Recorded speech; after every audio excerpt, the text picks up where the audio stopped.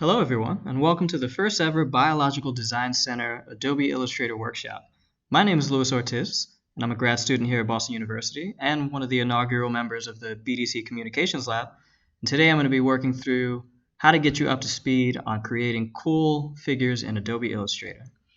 So, first and foremost, if you open up the demo file that I've provided, what you should see in Adobe Illustrator is this, and this is the base Adobe Illustrator user interface. So we've got some tools on the left, we've got some panels on the right, and overall this is what's called the workspace.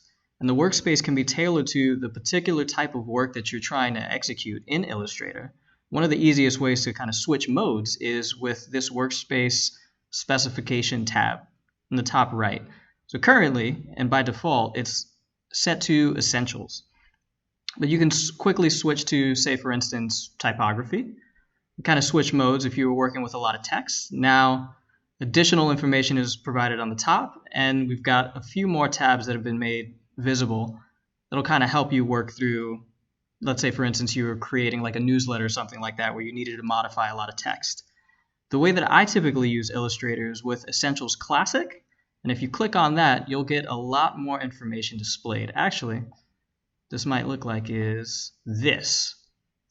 So when you see this, these tabs are actually collapsed down, and if you click this double arrow, you can expand these out, and each tab can be moved around as well. So if you move these guys over, you can combine different groups and give you a little bit more workspace, and you can still click through these tabs, and you can adjust the spacing of them like so. And you can basically change the user interface to suit your needs, your style, all that good stuff. So within Essentials Classic, we now have several additional tools that are displayed on the left. We've got additional information that's displayed on the top, and now we have access to all these parameters that we'll walk through throughout this workshop. Now, first and foremost, Adobe Illustrator is a vector-based graphic design tool, and vectors are effectively mathematically calculated shapes. And what that means is, let's say if I drew a circle, I can change the parameters of the circle, for instance the stroke, which is the thickness of the line around this circle. And if I were to zoom into this, these edges will always remain crystal clear no matter how far I zoom in. And that differs greatly from raster-based images, for instance in Photoshop, where the images that you generate are pixel-based. And if you zoom super far into a raster-based image, you'll see little squares of color. And the density of those squares are what dictate the resolution. Whereas with vector-based graphics, they're resolution independent. What that means is I can take this image, scale it down to, let's say, something that would fit on a pen, and it'll maintain its resolution. Or I could take that same image and scale it up to, let's say, the side of a truck, and I wouldn't lose the crisp edges or anything like that. So it's resolution independent. And that is what Illustrator does very well. So with that said, let's go through some of the cool things about this user interface. First and foremost, this white space is what's called the artboard, and it's basically your working area. And this can be modified. It doesn't really matter right now, but usually what you can do is set this to the dimensions of a figure that you need for a publication, for instance, or the default 8.5 by 11. I currently have this set to landscape.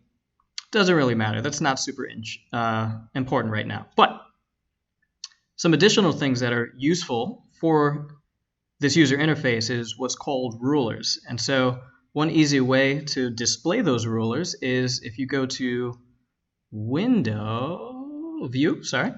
you go to View, Rulers, Show Rulers, what you now see is rulers that are on the X and Y axis, and what they display is the spacing from the edge of your artboard to the other edge of your artboard. Actually, it extends past that, but it makes it easy to kind of figure out where in two-dimensional space your assets are that you will start populating this space with.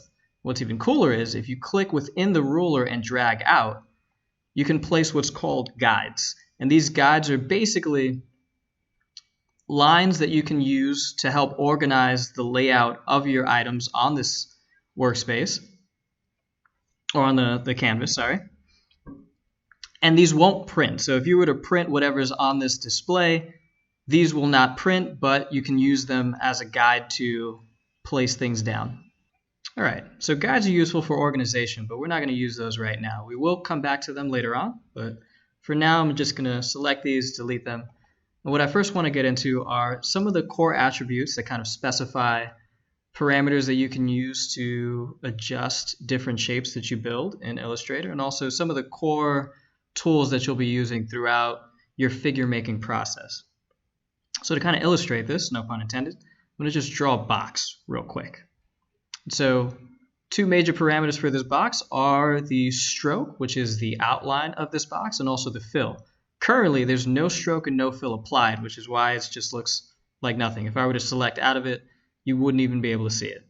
And if I select this again, you can see that it's highlighted based on the selection, but there's actually nothing there.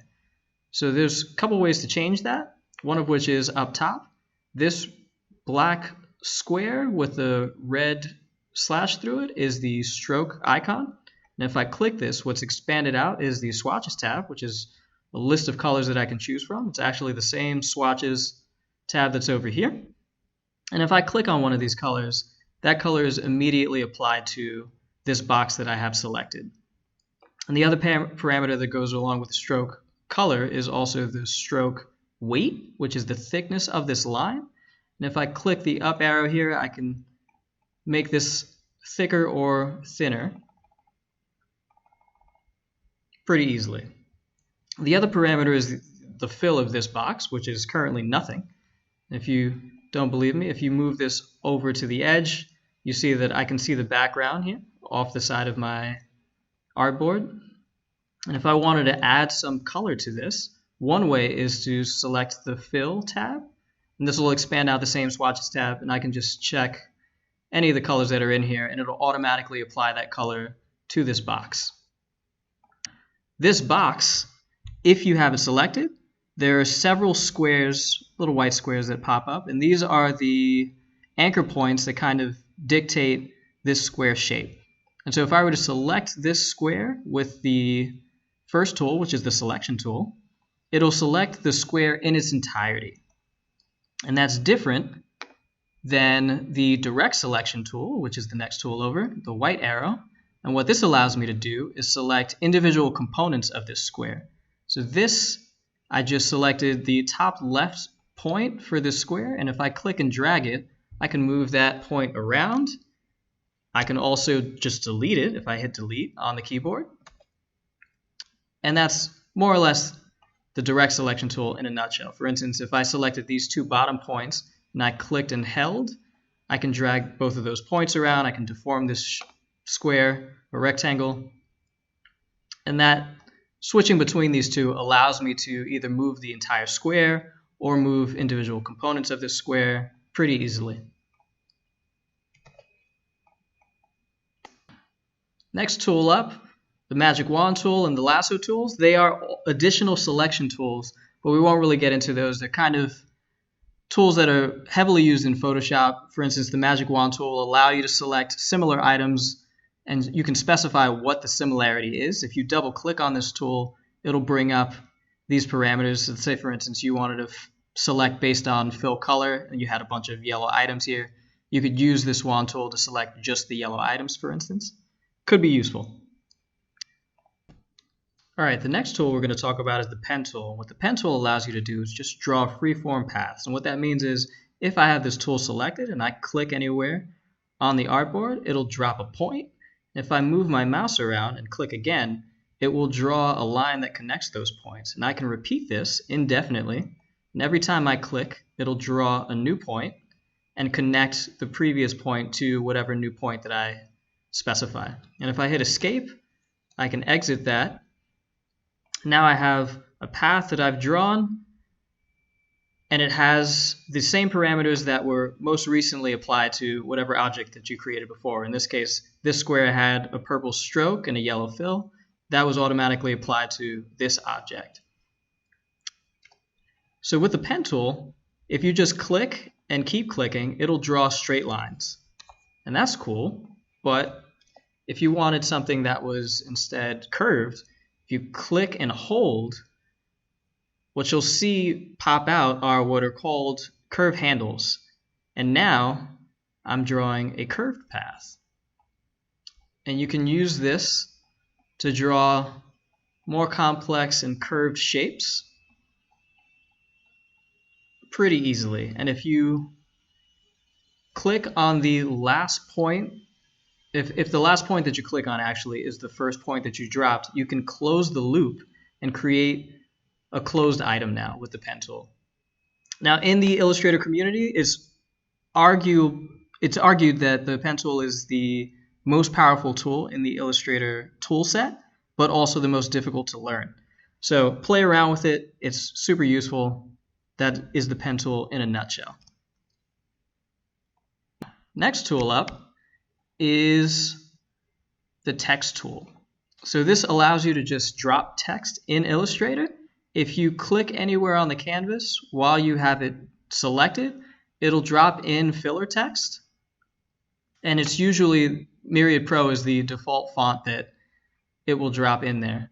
And if you click on this text, you can change several parameters, one of which is the font style. So if you click this, you've got your typical bold, semi-bold, italic, things like that. You can change the font size several ways. You can click these up and down. You can specify the size either through the drop-down menu, or you could just type in, say, 40 points.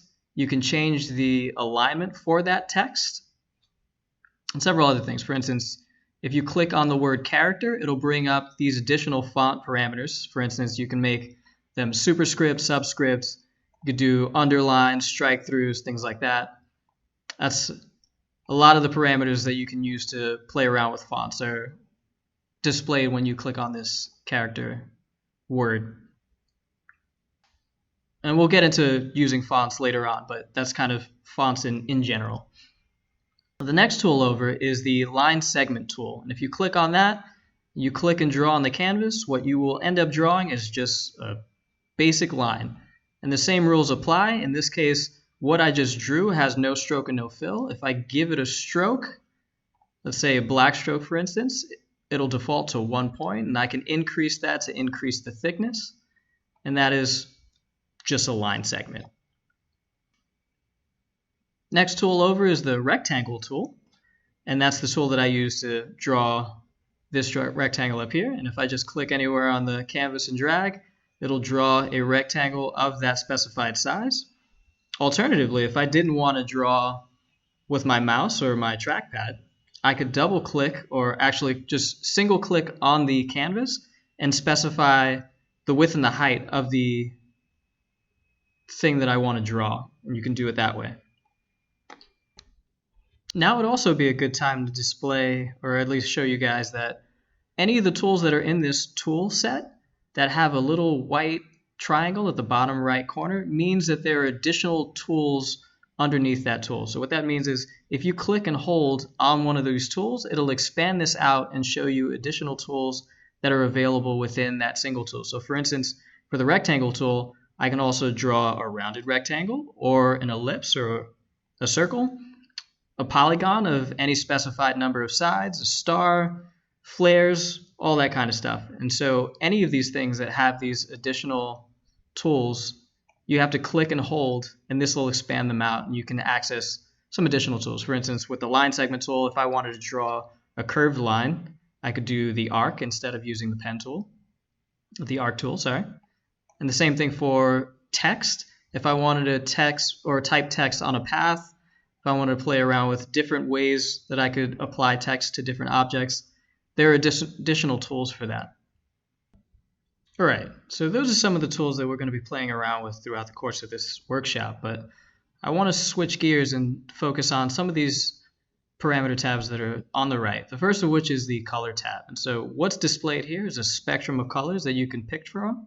And if you mouse over, it'll change the mouse icon to a little eyedropper. And if I click on any of these colors anywhere, that color will be displayed over in whatever is currently set to the foremost item. In this case, it's the fill. If I click on the stroke, that stroke will be selected, and I can modify the stroke of some object. And as I kind of slide this around while I'm holding the mouse, it'll change the colors that are displayed over here. And if I have something selected and I do this, I can dynamically change the color of whatever this item is pretty easily. And that's what the color tab is useful for. And if, let's say, for instance, I generated a color that I really like, I can actually take this color, drag it into the swatches panel, and save this for later. And so these swatches are just a list of colors that are quickly available in Illustrator, and you can export these swatches out, you can import them from other Illustrator files, and they make working with colors really easy because you can just click on something, click on the color that you want, and immediately apply it to either a stroke or a fill, what have you. The next item is the Brushes tab. And what the brushes allow you to do are apply different effects to the strokes of objects that you've created in Illustrator. And so, for instance, this right now just has a very basic thick line as the stroke. And if I were to click on, say, this charcoal feather brush, it will now apply this brush to the stroke. You can see how that's changed. And I can zoom in, get a nice good feel for what that might look like. And you can change the parameters of these brushes. You can make new brushes, which we'll actually do. And you can just switch back to the default brush. Let me just increase the stroke, and that's basically what it looked like before.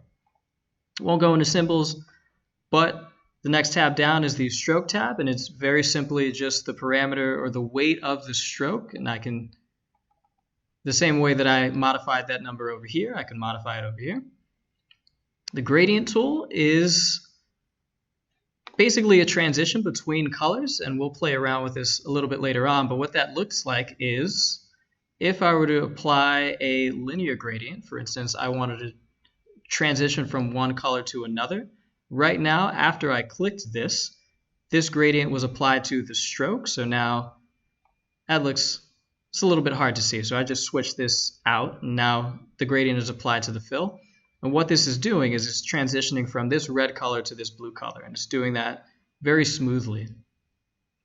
We'll play around with gradients later on, but you can make either very direct linear gradients going from one to another, and you can change the angle that this gradient is being applied to. You can have radial gradients, actually. Now that that's selected, yeah, make that radially, so now it's a circular gradient from an outer color to an inner color. You can also do more complex gradients where you draw either the path that you want the gradient to follow, or you can have different points and have a more complex gradient where you have 4 different colors being filled into or transitioning into other colors. And let's just swap that out for basic fill. We'll go back to what it was before. The next thing I want to go through are layers and stacking order in general. So in Illustrator, and very similar to maybe PowerPoint or Photoshop, there's what's called a stacking order. And what that means is individual items can be placed on top of or below additional items. So what I'm going to do is I'm going to copy this box a couple times. I'm going to give them different colors just to illustrate this point. And in this case, I'm going to strip these guys of their stroke. Now I have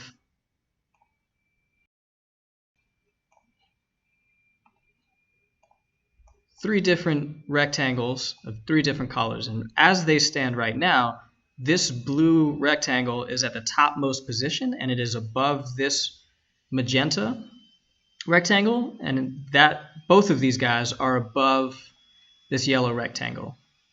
And so there are several ways that you can modify this, one of which is clicking on an item, hitting right click, and saying arrange, either bring to front, bring forward, send backwards, send it back. Bring to front, what that will do is it'll bring it to the frontmost position. So in this case, this is the rearmost item. And if I say arrange, bring to front, it is now all the way at the front of all of the items. And if I were to say from this position, go to arrange, send backward, it will only send it back a single step and not all the way. And so in Illustrator, there are layers And within each layer, there is a stacking order. So in the Layers tab, if you expand this out, right now we're working on the figure 1 layer. And if you click on this little caret, it will expand out what the components of this layer are. So what they are currently are these 3 colored squares that you see here, and this other thing that we'll go into in a little bit. Any item that you currently have selected in that layer will also show up with a little icon to the right of this circle. And what that means is that item is currently selected. So let's say, for instance, I had a bunch of stuff on this artboard and I wanted to select just this thing. It might be hard for me to mouse over that. So I could just find that item within the Layers tab and just click this circle. And what that will do is it'll select that item. Makes it pretty easy to select individual components of things. Now in the Layers tab, there are a couple different icons, one of which is the eye icon. And what that toggles is the visibility of that object.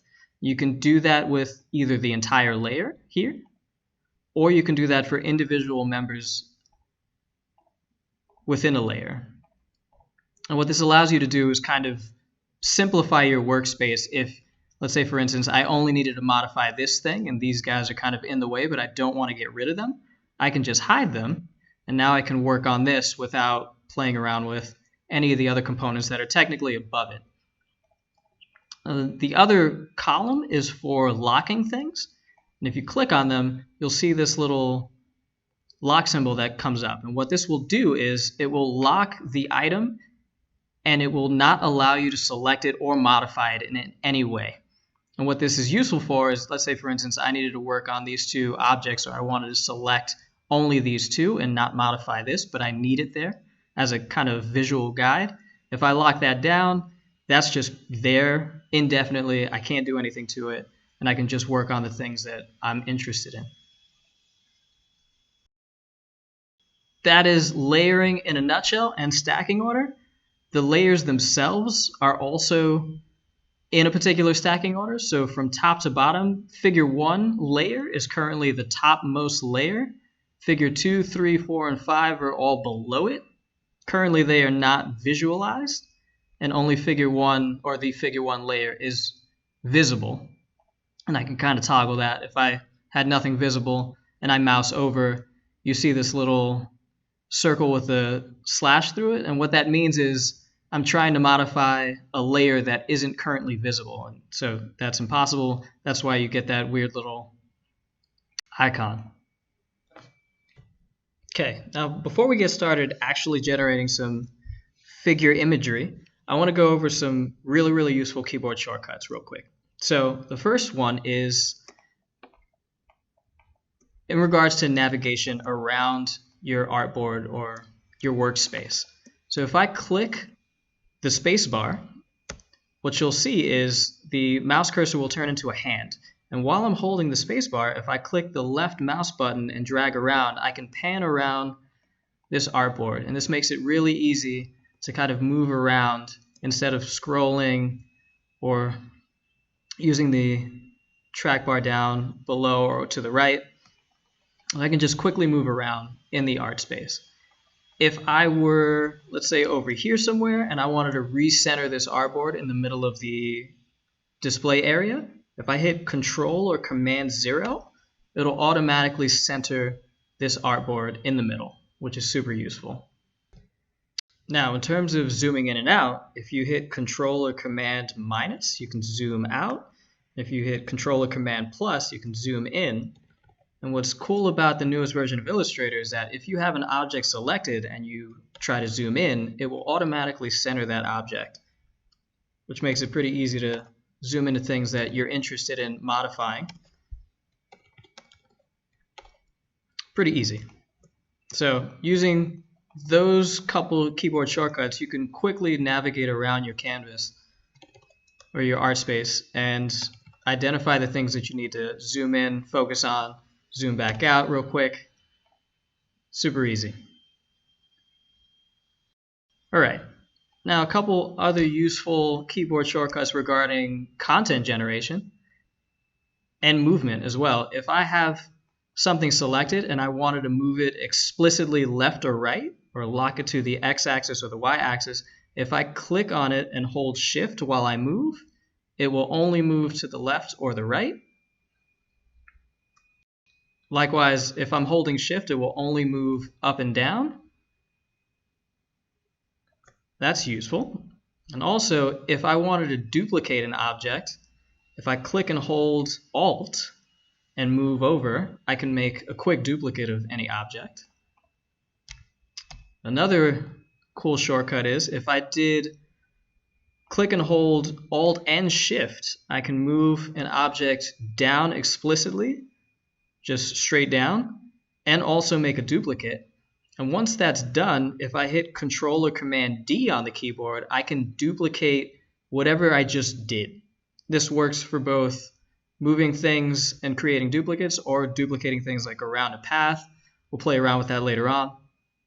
But it's super nifty, and if I zoom out, I can just continue to hit Control D any number of times, and it'll basically tessellate this object and just repeat it over and over and over again. Perhaps the most useful keyboard shortcut is Control Z, which is undo. So if I say I made a duplicate, I can undo that. If I can continue to undo any of the things that I've done. And the limit to the Control Z memory is basically limited by the physical memory on your computer. You probably won't run out of undos before you run out of memory. So you can just keep hitting Control Z any number of times and it'll take you back to any of the things that you've done in the past. If you wanted to alternatively redo things, Control Shift Z or Command Shift Z will allow you to redo those things up until you did something or something else, I should say. All right, so that's a number of the keyboard shortcuts that are useful. We'll get into more as we get into things, but first and foremost, let's start with some figures. So in the figure 1 layer, if you expand that out, what you should see is a locked item, just labeled group. And if you make that visible, what you should see is this graphical abstract that I pulled from Cell. The reference is down here below, and I've just kind of highlighted some of the major components that make up this graphical abstract. So it's basically 4 sets of repeating objects, and they're kind of tiled around a circle. And in the middle of the circle, there seems to be a gradient fill, looks like a radial one. Then they have a couple images that are kind of pasted on top. And so what I want to do is go through how we would build all of the components of this graphical abstract. And we're going to just start with basically how we would tile kind of these individual types of components around a circle. So the first one, if we zoom in, is what looks like a lipid bilayer. And this is just basically a circle with 2 squiggly lines, and that's kind of tiled across the top part of this circle. So that's what we're going to generate first. So we're going to move over to our canvas, and in this kind of polygon tool that's currently selected, we can select an ellipse, and if we click on the canvas and hold shift, it'll make a perfect circle, and it's currently set to a fill of yellow, no stroke. That's fine. In this case, it looks like it's a blue fill with no stroke or no outline. If we wanted to make it exactly this color, we can use this tool called the eyedropper tool. And what this will do is it will pick up information from a number of sources. One source can be an image that you place in here. Another source can be other components or other shapes and stuff that you've drawn on the canvas. And if you double click on the eyedropper, it'll bring up this dialog box that specifies the type of information that you want it to pick up and what you want it to apply to whatever you have selected. So in this case, right now, I only have the fill color selected for what it will pick up, and I only want to apply that fill color to any object that I currently have selected. And so if this yellow circle is selected and I click on this blue circle, it will automatically apply whatever this color is to this shape. Super useful. So now we've got our blue circle. Next we need some black squiggly lines. And so one way we can do that is to just draw a line. And in this case, it's a black stroke. We can increase the stroke a little bit. Let's zoom in on that. So right now, this looks a little short. So what we want to do is use the direct selection tool, and we can select this bottom point, hold shift, and just elongate that a little bit. And we can play around with the length of that as well. And if I click on this line and hold Alt and Shift and drag to the right, I can make a duplicate of that. Now in this case, these two lines are a little off center relative to this circle. So let's say I wanted to make these two lines line up with the middle of this circle. One easy way to do that is to first group these lines. And what grouping does is it allows you to take two separate or more objects and treat them as a single object. And the keyboard shortcut for that is Control or Command G. And now I've grouped these two lines and I can move them around as a single object. Now, if I wanted to line these guys up vertically, I can select both of them. And what you see appear up at the top is what's called the Alignment tab. And there are several ways to display this. You could also go to Window, Align, and it'll bring up these same parameters here. So these guys are the alignment tools, and they can align things either vertically or horizontally. And you also have the distribution tools, which will evenly space several components relative to each other. So currently we have this circle selected and these two lines, which are groups, selected. And what we want to do is align them or horizontally, I should say. And so that would be this guy, horizontal align center. And now they're perfectly centered.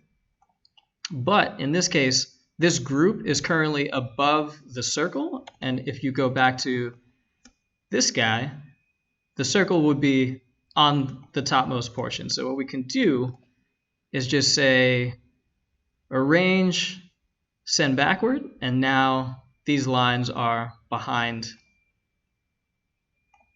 what looks like the head of the livid bilayer circle. Now, in the graphical abstract, these lines are also curved.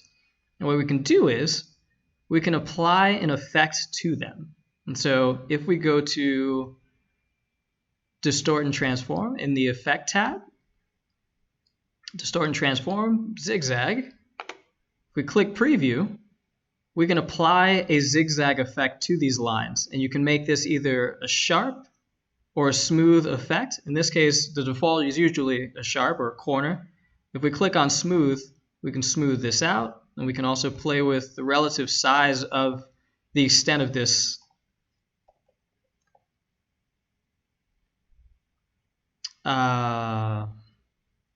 effect, and we can play around with the number of segments, any number of things. So let's say we just left it like that. It's not too bad. Right now this line is kind of bleeding out to the side. We can just select these guys, shift them over a little bit, but that doesn't really look super good, so we can undo that. And we can actually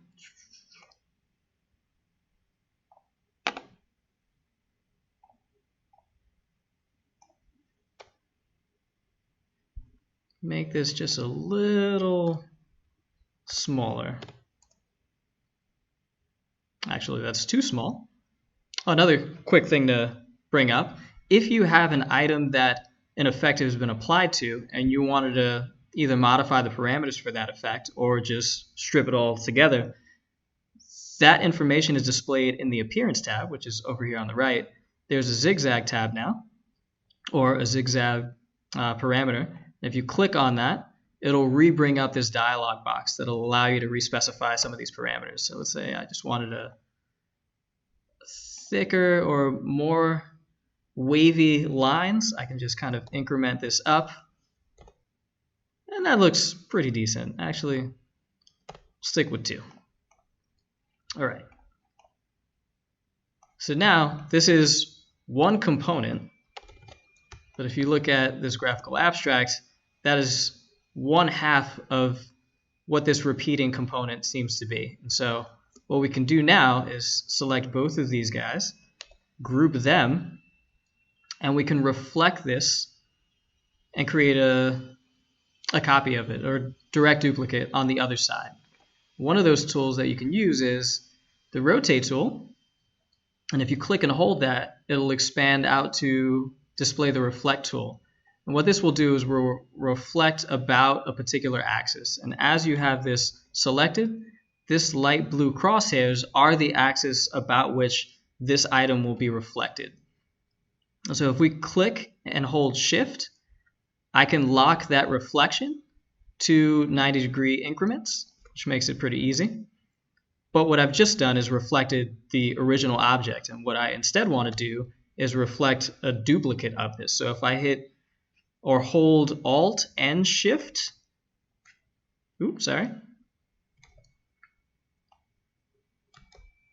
I will make a duplicate that is now reflected, and I can hold Shift and click and drag this.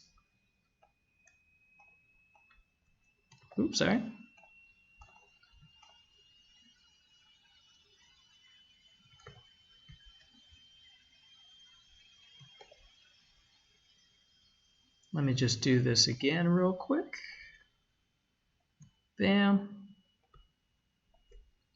And now I have both members of this lipid bilayer. And if I click and drag to select everything and group everything, now I have the first member of what this repeating pattern seems to be. And if I click this whole thing and hit Alt and Shift and drag to the right, I can create a duplicate of this. And if I hit Control D several times, I can make this kind of tiled pattern. But right now, in this graphical abstract, this is tiled along what looks like a circular path.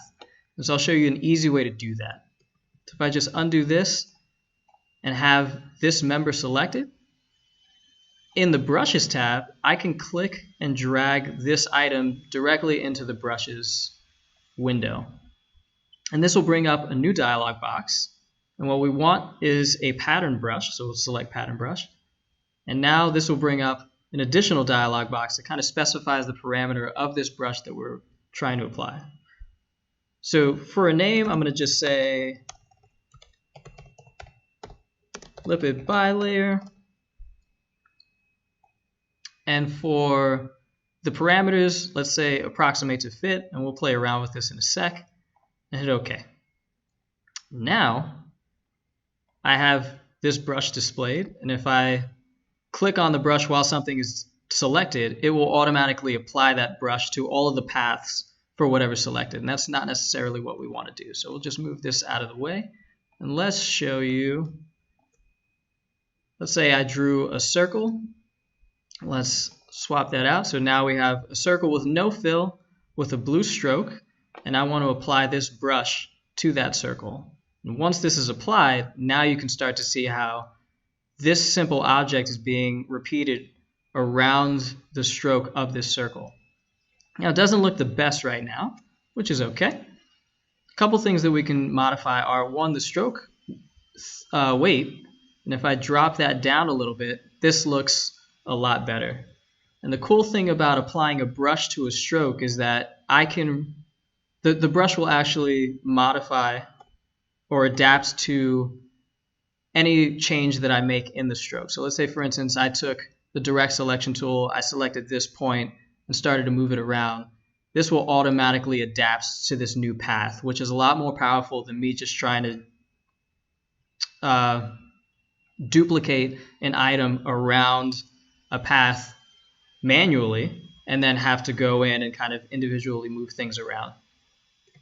So that is now basically this component, and we've done the first part. So not too bad.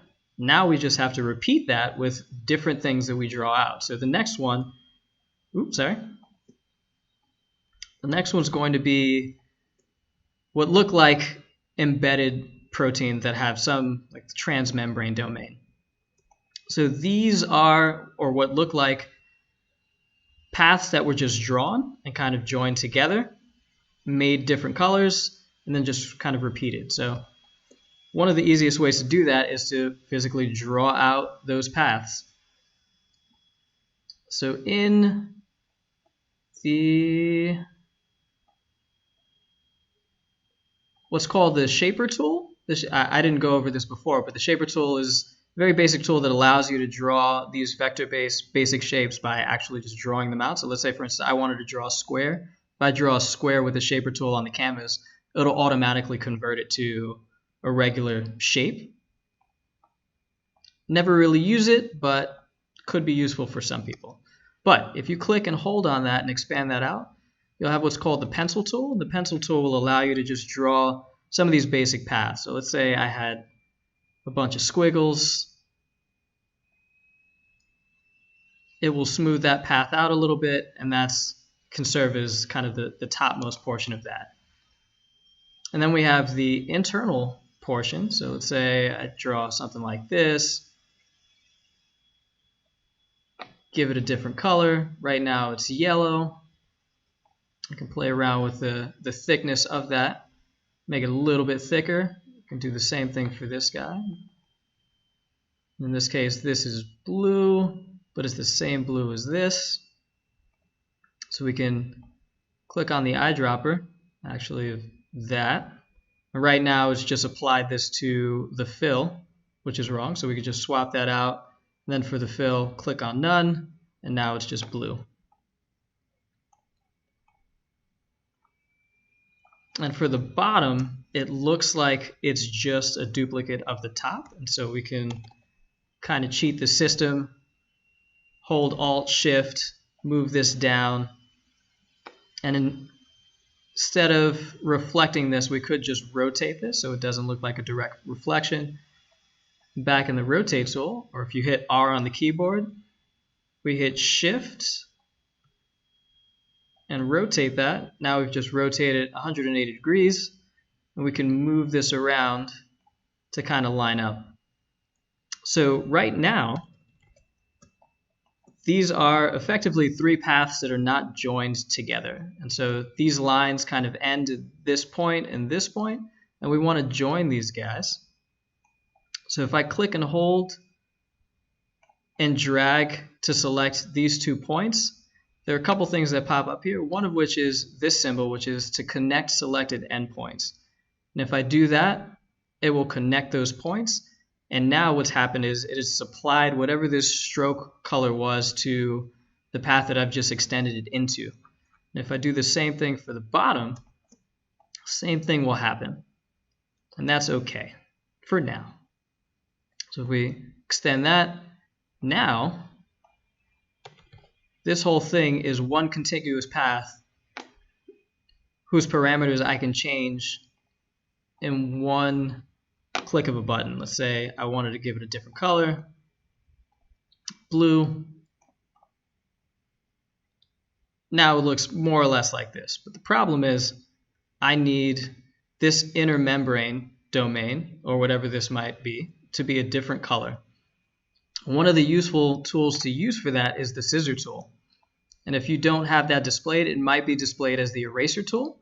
And if you click and hold that, you can swap that out to the scissor tool. So in this case, we want to break this whole path up while still maintaining where these point positions are. So what the scissor tool will do is it'll basically say, I want to break up this path from this path, but not move any of the points. And if you click on a path or on a point and with the scissor tool selected, it will basically break that relationship between these two paths. So now, since I've clicked on this point, this is now a separate path than the thing below it. And if I click down here, it'll break it up again. And what that allows me to do is I can now directly select just the bottom or just the middle and change that color. So in this case, go back to the swatches, I can change this to yellow, and now the inner membrane domain, or whatever this is in the middle, is a different color than the top and the bottom. Now if you zoom in, what you'll notice is that the end of this path is now rounded. You may or may not want that, but that is a parameter that you can specify in the stroke panel. So up in the stroke here, if you click on the word stroke, it'll expand this out to some additional parameters that we haven't looked at. And what this rounded feature is what's called the cap. And if you click on this, on different caps, you can say, make this a blunt end at the end of the point, and that is just what's called the butt cap. A round cap is what it was before, and you can extend past the actual anchor point in what's called the projecting cap. So for right now, we'll just make it a butt cap to just make this look contiguous and cut off at a different color. Same thing for this guy. We can hit the stroke, make it butt cap, and now this just kind of runs contiguously into the next path. And it looks like it's a single contiguous shape, but it's actually 3 different items now that we should probably select and group together. And if I haven't gone over this yet, if you click on one item and hold shift and click another, you can select multiple objects. Alternatively, if you just click and hold and drag with the selection tool, you can draw a marquee to select multiple objects. And if you remember, Control or Command G will group things, and now this is an individual, or not an individual, this is a grouped object that I can move around. And the same thing that we did with the lipid bilayer, we can take this object, drag that into the brushes panel, select a pattern brush, and this will bring up this dialog again. Let's say approximate to fit. This will be, let's call it a membrane protein, and click OK. And now we have this as a brush, and we can apply that brush to an object. And if we just duplicate this, select the brush, now we have this object being repeated around a circle as well. We can play around with the scaling, which we haven't done before. So let's say, for instance, I re-brought up this dialog box that specifies the parameters for this particular brush. I can also scale this down here instead of scaling the stroke. If it doesn't fit the way that you'd like it to, I can get really, really squirrely. I can specify how this brush behaves around tight corners. And I can also specify how I wanted to color this. So right now, it's a blue on the ends and yellow in the middle, but if I wanted to use this brush and apply different colors to it, you can choose what's called the colorization mode and play around with different colors that are applied to the same brush so that you don't have the same colors every time that you want to reuse this brush. There are several different modes that you can play around with here. I won't really go into that. So that's 2 of those components. The next one is pretty simple, which we actually probably should have started with, but it's just a pair of circles. If you zoom in, actually, it looks like it is a gray circle with a darker gray stroke, and it seems to be an even lighter gray all the way on the outside. So I would interpret this as a dark gray circle with a stroke, and then behind that, a lighter gray circle with no stroke. So we can just quickly generate that with the ellipse tool. If I click and hold shift, I'll draw a perfect circle. And if I use the eyedropper tool, I can go over, specify I want this internal gray color. And what I can do is I can specify the stroke. Let's bring that down a little bit because that's not nearly as thick. And it's currently a darker gray. So one of the ways is I could just go back to my swatches panel, give it see if you don't have the parameter up at the forefront, what will end up being changed is whatever is currently foremost. So in this case, the fill is there, and if I click on the stroke is now the parameter that will be changed. But if you find that you're changing the color for the wrong thing, that is likely why. But in this case, this stroke seems to be a darker gray, and we can just kind of click on these until we're satisfied. I'd say that's about close enough. And now we need an additional stroke on the outside. So I'm going to interpret this as just another circle. And what I can do is I can use what's called the scale tool. And what this will do is it'll scale or enlarge or shrink whatever this is. And if I just click and drag, that enlargement will be in whatever dimension I want. And I can make this perfectly like a circular. If I hold Shift and Alt, that'll create a larger duplicate of this circle, but currently it's in the forefront. And let's make it no stroke and a lighter gray. Again, make sure that the fill color is selected, make it a lighter gray, and we want to move this behind this circle. And so right now, this looks a little bit thicker than what's depicted here, but that's good enough. So if we select both of these guys, hit Control or Command G, we can group that. And now with the same items before, we can drag this guy into the brushes panel, make it a pattern brush.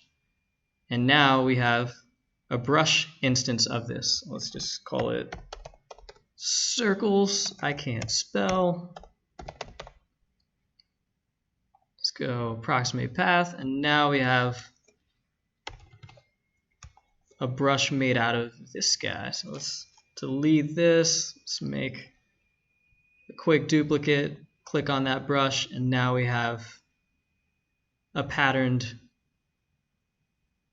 set of these circles. And if you zoom in on these guys, you can see that it's a perfect pattern there. Cool beans.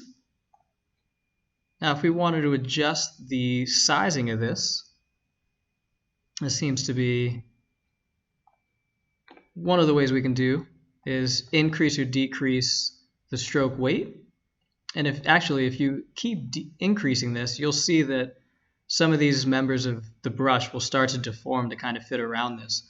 And you can play around with that a number of ways, one of which is how these deformations are applied, and also what the size is, the relative size. So you can decrease the size so that this doesn't get stretched out so much. You can also specify kind of the fit. And you can play around with all these parameters to get these brushes to look exactly the way you want them to. I'm going to just cancel that out. Decrease the stroke here.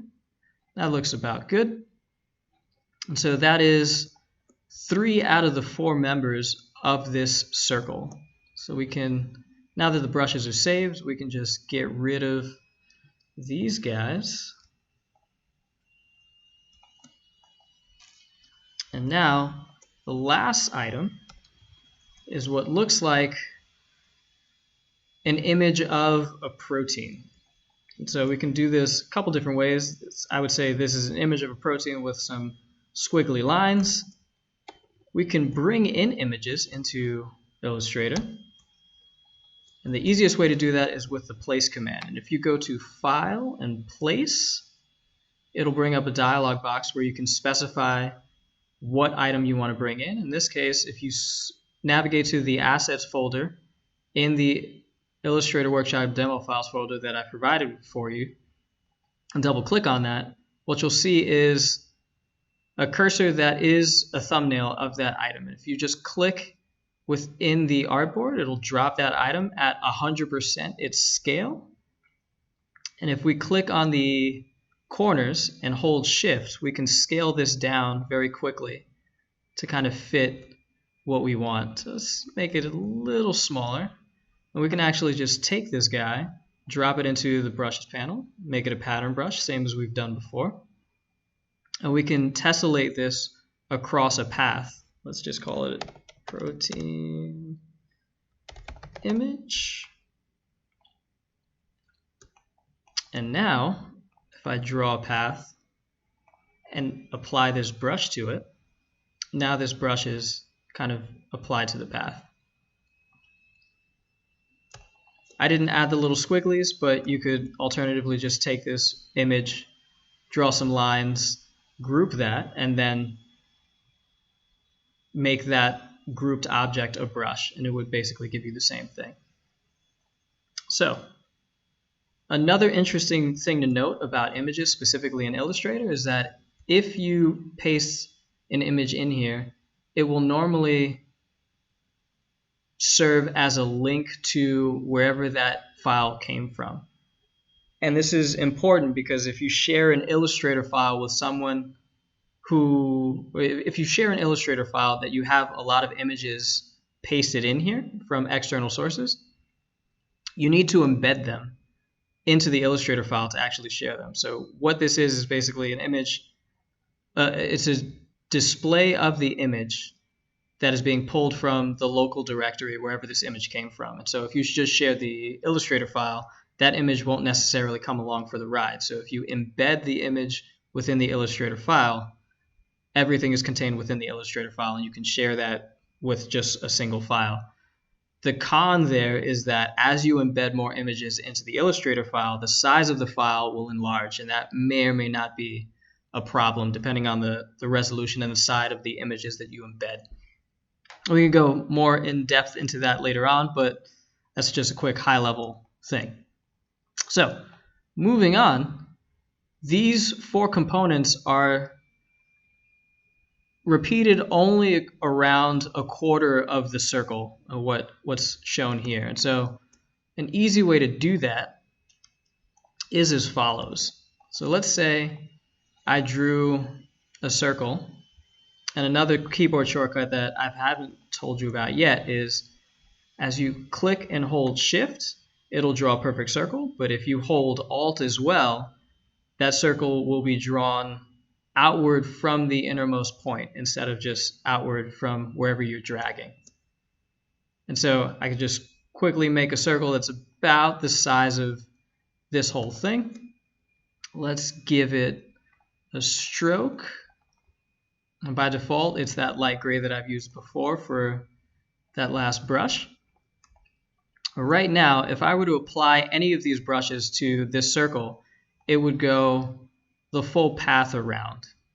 And so we don't necessarily want that. What we can do is we can break up this circle into 4 components, and we can use the scissor tool to do that.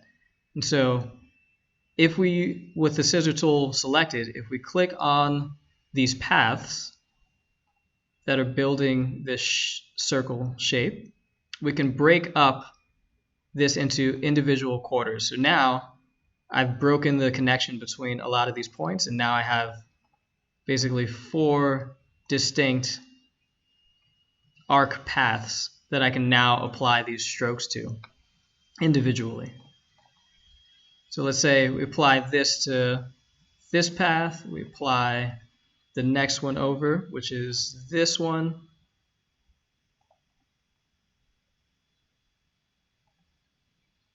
so on and so forth. You can play around with the stroke, make them look decent.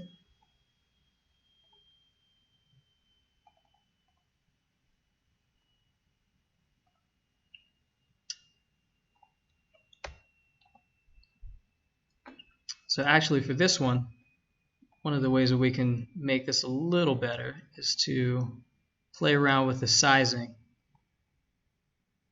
And that looks about right.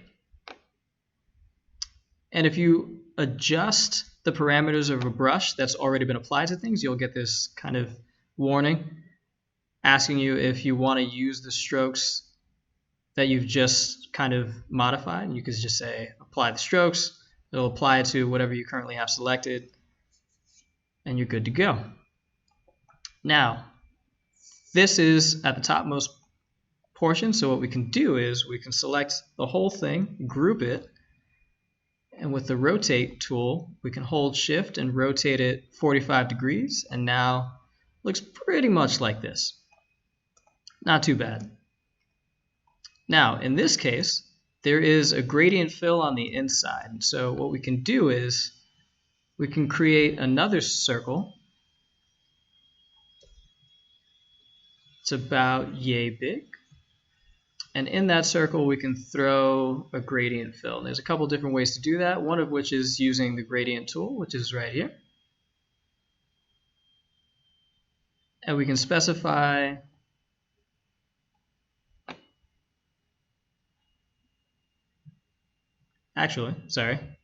in the gradient tab, once we have this object kind of selected, we can specify what gradient we want. And right now, the gradient was being applied to the stroke, which is why we couldn't see it. But we want it applied to the fill. And we don't really need a stroke because the stroke will effectively be these objects that we're kind of tiling around the circle. So we can select this stroke, have it in the forefront, and just select none. And that'll strip the stroke of this object. In this case, looks like a light blue fading out to presumably white. And so right now, it's red in the center, kind of fading to a blue. And so if we click on or double click on this red, we can change it to a lighter blue. Let's go with something like that. And then the outer color is going to be white. And that's close. But if we use the gradient tool, it'll bring up this kind of radial dial. And we can use this to dynamically change the extent of the gradient and also like where the bounding areas of the gradient are. So let's say, for instance, this looks pretty soft. It's light blue kind of slowly transitioning into white. And this looks a little harder. So there's a darker blue in the middle and there's very clearly white on the edges. We can actually soften that up a bit by clicking on this outermost point and dragging out a little bit, or actually dragging in. And you can play around with these parameters to make it harder or softer depending on your taste. We'll leave it like that for now. But right now, this circle is actually above the other circle that has our brush strokes applied to it. So what we can do is right-click,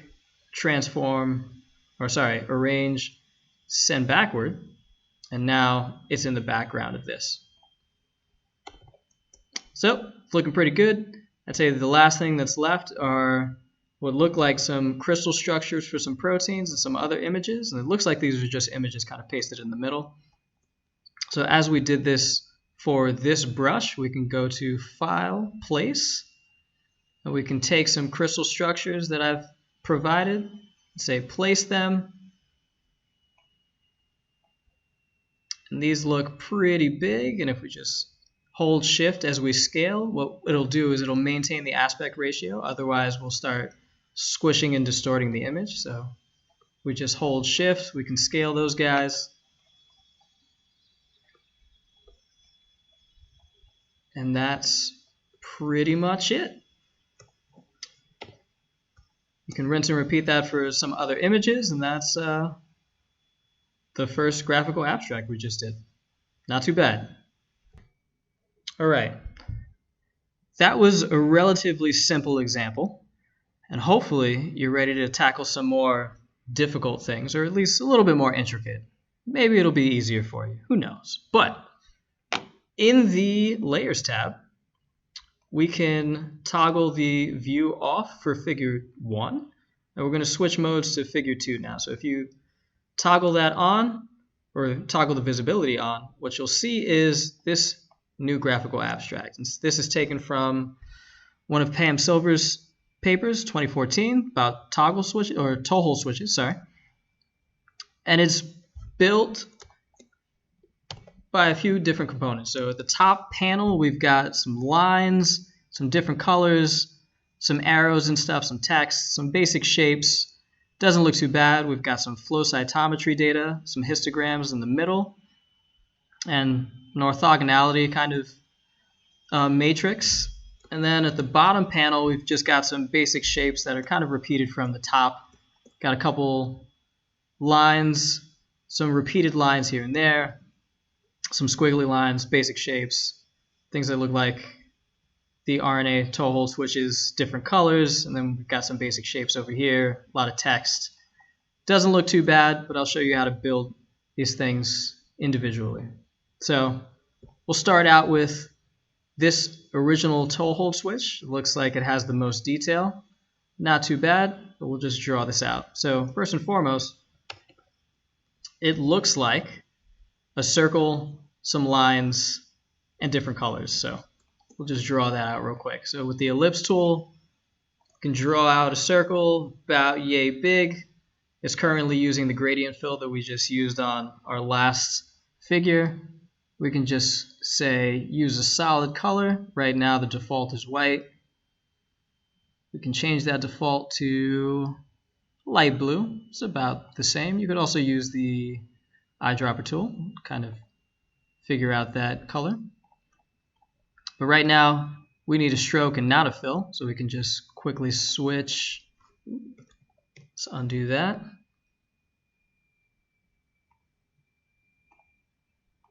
Light blue stroke, there we go. And that looks a little thicker, make it a little bit thicker. All right, now we've got some lines, so we can just draw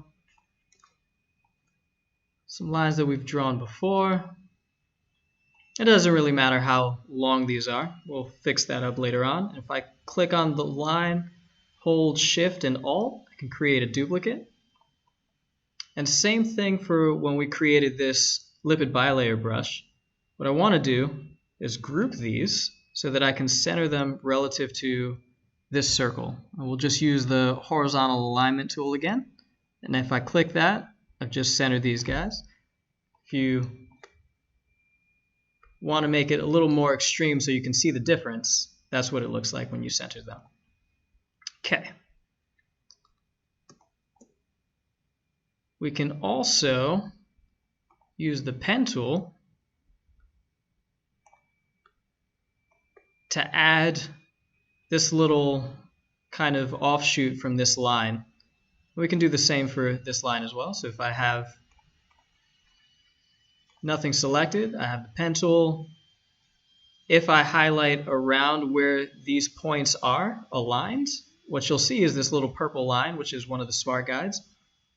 And if I click on there and then click on the point for the end of this line, what you'll see is what looks like a chain link at the bottom of the pen tool, and that just means that you're about to join these points to the same line. So that looks pretty good, but this circle is open here. So what we can do is we can use a guide to figure out where we need to break this circle open. And we'll add these guides by dragging from the ruler and overlay them basically where these lines are. And if I zoom into this circle,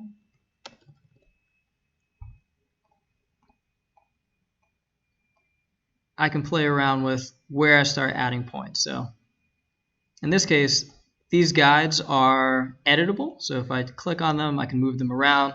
I don't really want that, so what I can do is go to View, Guides, Lock Guides, and now that they've been placed, I can't select them or edit them, and that's going to be helpful for in a second. So with the pen tool, I can use this to add another point exactly where it lines up with these lines, and I'm going to do the same thing over here. And now what I can do is I can use the direct selection tool and select, let's strip the fill out of this so I don't keep selecting it. But if I draw a marquee and select actually this bottom point and delete it, I've just broken up this circle now. But in the case of the figure over here, this circle is actually joined by the lines. So what we can do is, actually we can go back to guides, unlock them so that we can get rid of them. We don't need them anymore. And now I can use the direct selection tool to select these 2 points. And using this button, I can connect those endpoints. And I can do the same with these points. And now it looks more like this connected circle. The next item is this little bulge in the middle. And what we can do is we can use the pen tool to add points to this. Oh, sorry. While this is selected and we have the pen tool, we can add points to it. And you know that you're adding points to this path if you have the little plus sign kind of displayed as you hover over the path. And if I click that, it'll drop a point on this path. And I can add another point. And we're going to add 3 points total on each side.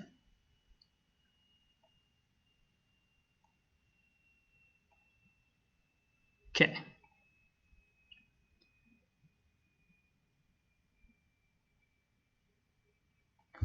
And let's move these guys around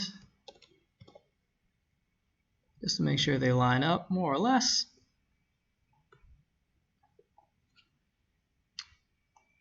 Now what we want to do, select the middlemost point, hold shift, and just drag it out. And we can do that for both sides, but that won't necessarily be even on each side. So what we can do is select both of the points, and using the scale tool, scale both of the points out. And that'll move these guys out and space them evenly, which is what we want. Now in this case, this bulge looks like it's a little bit rounder. And so right now, these lines are very sharp, and we can change these guys to a little bit more smoother points if we have these points selected over here, which is the convert to either anchor points or smooth anchor points effectively. So if I click this, it will round these guys out. And now, using the direct selection tool, if I select this point, I have these handles now that I can use to modify the roundness of those points. And you could do that actually with any point that you select. For instance, if I selected these points up here and made them round, it'll start curving all the other points that are kind of connected to this guy. But we don't want to do that. We're just going to limit it to this bulge, and that's looking pretty good. Next up, we've got this line here with an arrow at the end. One easy way to do that is to just draw a line, let's say linked to here or starting here, drawn out. And what people who aren't familiar with Illustrator might be tempted to do is to just draw kind of a triangle at the end of the line and call it a day. And Illustrator is a little bit more sophisticated than that, and it's easy to implement these things like this. So in the stroke panel, which is accessible through a number of ways, one of which is just clicking the stroke word up here, which we've done before. When you expand this out, there's some other parameters that we haven't played around with yet, one of which is arrowheads. And you can specify, using this nifty list of arrowheads, what kind of arrow you want, or what kind of arrowhead you want to apply to any path. And so if you click on this particular arrow, this is currently arrow number 6, it'll add that arrow to the end of this line, and you can switch the position of the head using these swap directions kind of button. You can say left or the right, top or bottom, and you can also scale the size of the arrow head with the scale percentages here. You can just kind of click down, and as you scale this down, it'll actually just scale down the arrow head size.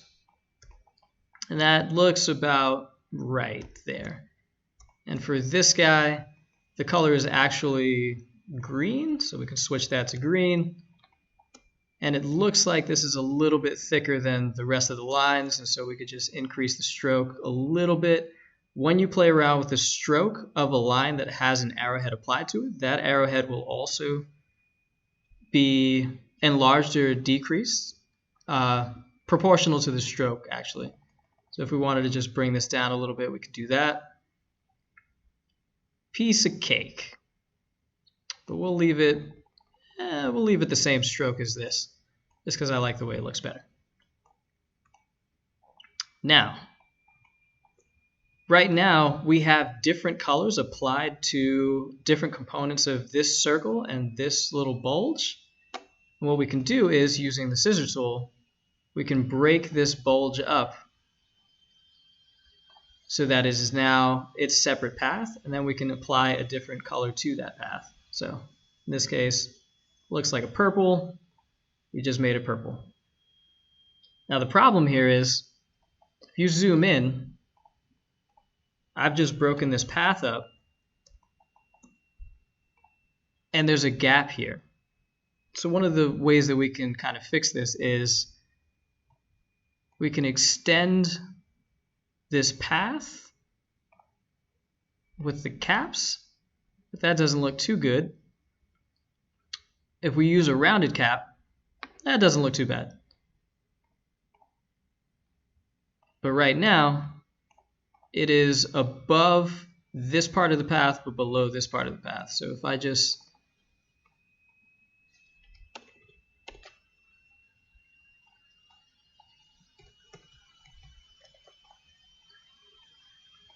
select just this guy and hit Arrange, Bring to Front, now it is above both, and that looks halfway decent. An alternative way would be to create a duplicate of this path that kind of extends and follows this, and just put it behind so that it would kind of mask any of the white space that's generated, but you don't have to do that. All right, so for the same thing on this top circular part, can do that as well. So we would break it at this point and this point, and that looks to be the blue, and then the rest of it is gray. We can go change this to gray.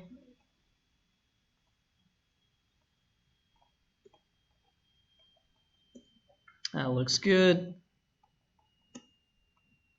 This should be the same gray as well. In this case, we'll just use the eyedropper tool and apply that same gray that's on this guy. We'll do the same for this. Bam. So now we've got gray, gray. The right colors are highlighted. Looking pretty good. Maybe we wanted to select all of this. We can group it. And we can play around with the stroke if we wanted it a little bit thicker. I think that's looking pretty decent. Maybe we wanted to select this particular part of the line and decrease the size of the arrow. We can do that. Another thing that I haven't gone over yet is sub-selecting grouped items. So let's say, for instance, I selected all this different components and I've grouped them together. Now I can move them around as a single component. But while this group is selected, if I double click on the item, I will enter what's called the isolation mode. And what this will allow me to do is select subcomponents of a group without ungrouping everything. So I could say I can move this around, and if I double click outside of this, this is now grouped, and I can move this thing around, but I've just moved this individual component of the group. So I can just undo that. But in the isolation mode, I can go in and change the stroke or the scaling of this arrowhead. So I want to scale this down. And if I double click outside of this, I will exit the isolation mode. And now I've just made this change to just this member of the group without having to ungroup anything. Now, the last bit that is required is this set of lines that are presumably depicting base pairing and this toe hold switch. And there are a couple different ways that we can execute this. One of which is we can just draw a line in the middle, give it a stroke color, let's just call it black for now. We can zoom in, we can say, click on it, hold Alt and Shift, and we can move it a certain number of spaces. Maybe we wanted the spacing a little bit more. And if we hit Control or Command D on the keyboard and just keep hitting that over and over again, we can tile that line continuously. And each of these will be just a duplicate of this line that we created, and we can select all of them. We can change the thickness of the strokes. We can change the colors. But if I wanted to change the spacing of these, one of the ways that I could do it is to click the extreme. So click the bottom. Let's say I move this to the bottommost position. The top is not quite right. Let's say I wanted to move it up a little bit. Now that these are all selected, I can select all of them. And with the alignment tools, I can, instead of a line, I can distribute them. And what this will do is it will make the spacing even across all of them. And in this case, this is going to be a vertical distribution. And that is this tab. We're going to vertically distribute them to the center so they evenly distribute across this whole thing. And what I can do now, since there's none around this bulge, is I could just select these two, delete them, and now I'm good to go.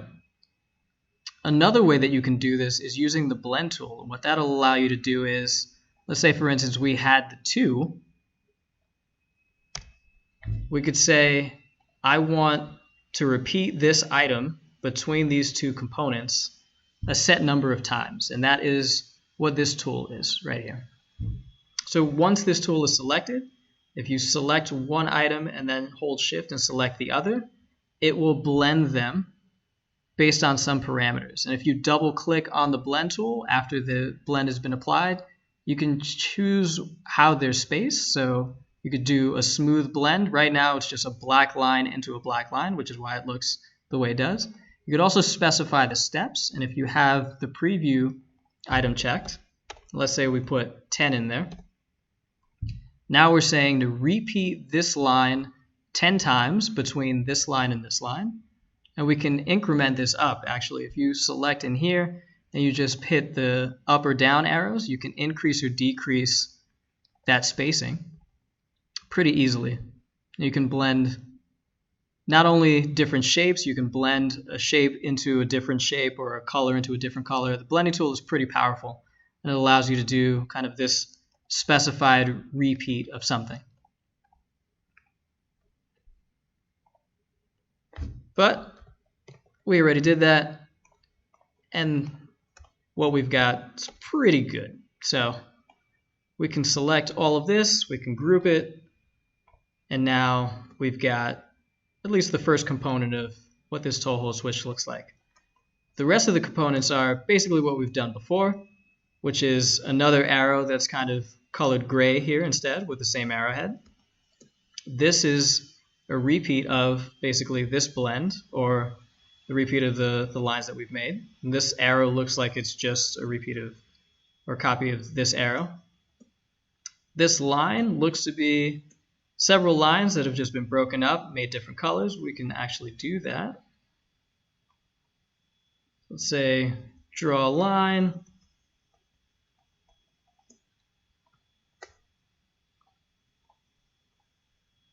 We can use the direct selection tool to kind of modify the length of each line.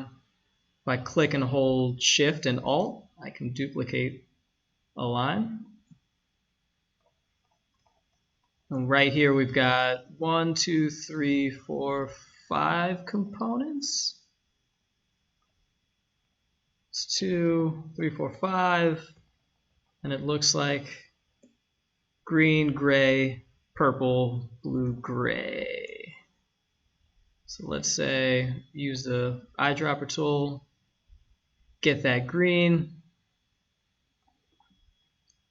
For the same gray, we can do the same thing. We can take that gray. For the purple, looks like this purple. Take the eyedropper tool, grab that color. And I think what it was blue as well.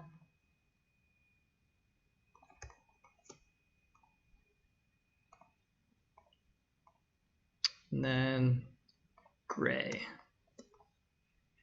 Oops, sorry. Okay. Can increase the stroke for all of them, make it a little bit more visible.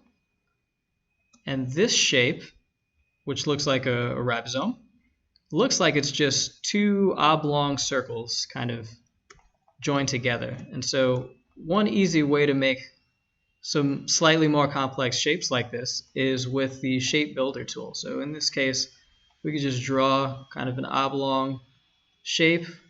In this case, we need to swap out the stroke and the fill, so we need just a fill, no stroke.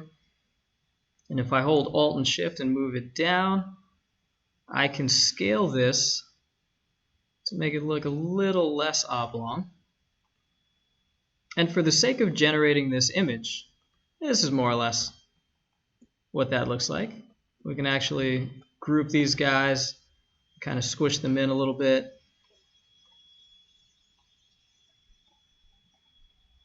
You can expand them or enlarge them. And right now, this is just a grouped set of two circles. But we can make this one contiguous figure using the Shape Builder tool, which is this tool to the left. And what this will allow you to do is you'll take several objects and you can draw through them to make one single contiguous object. And you can do this a number of ways. As you have the shape tool selected and you highlight over several shapes that you have grouped or just selected, it'll display a hashed kind of highlight over what you were about to build. So if, for instance, I just highlighted this region and I clicked on it, it would build just this shape, which is kind of a cutout of this from the circle that was below it. Alternatively, if I click and hold and drag, oops, sorry, they both need to be selected for this to work. If I click and hold and shift, or just click and drag through these shapes, I can build a new shape that is kind of a duplicate, not a duplicate, but a composite of the two shapes that I've just had selected. And we can then take this, stick this on there like so. Looks pretty good. It's actually in the middle of the blue and the purple lines.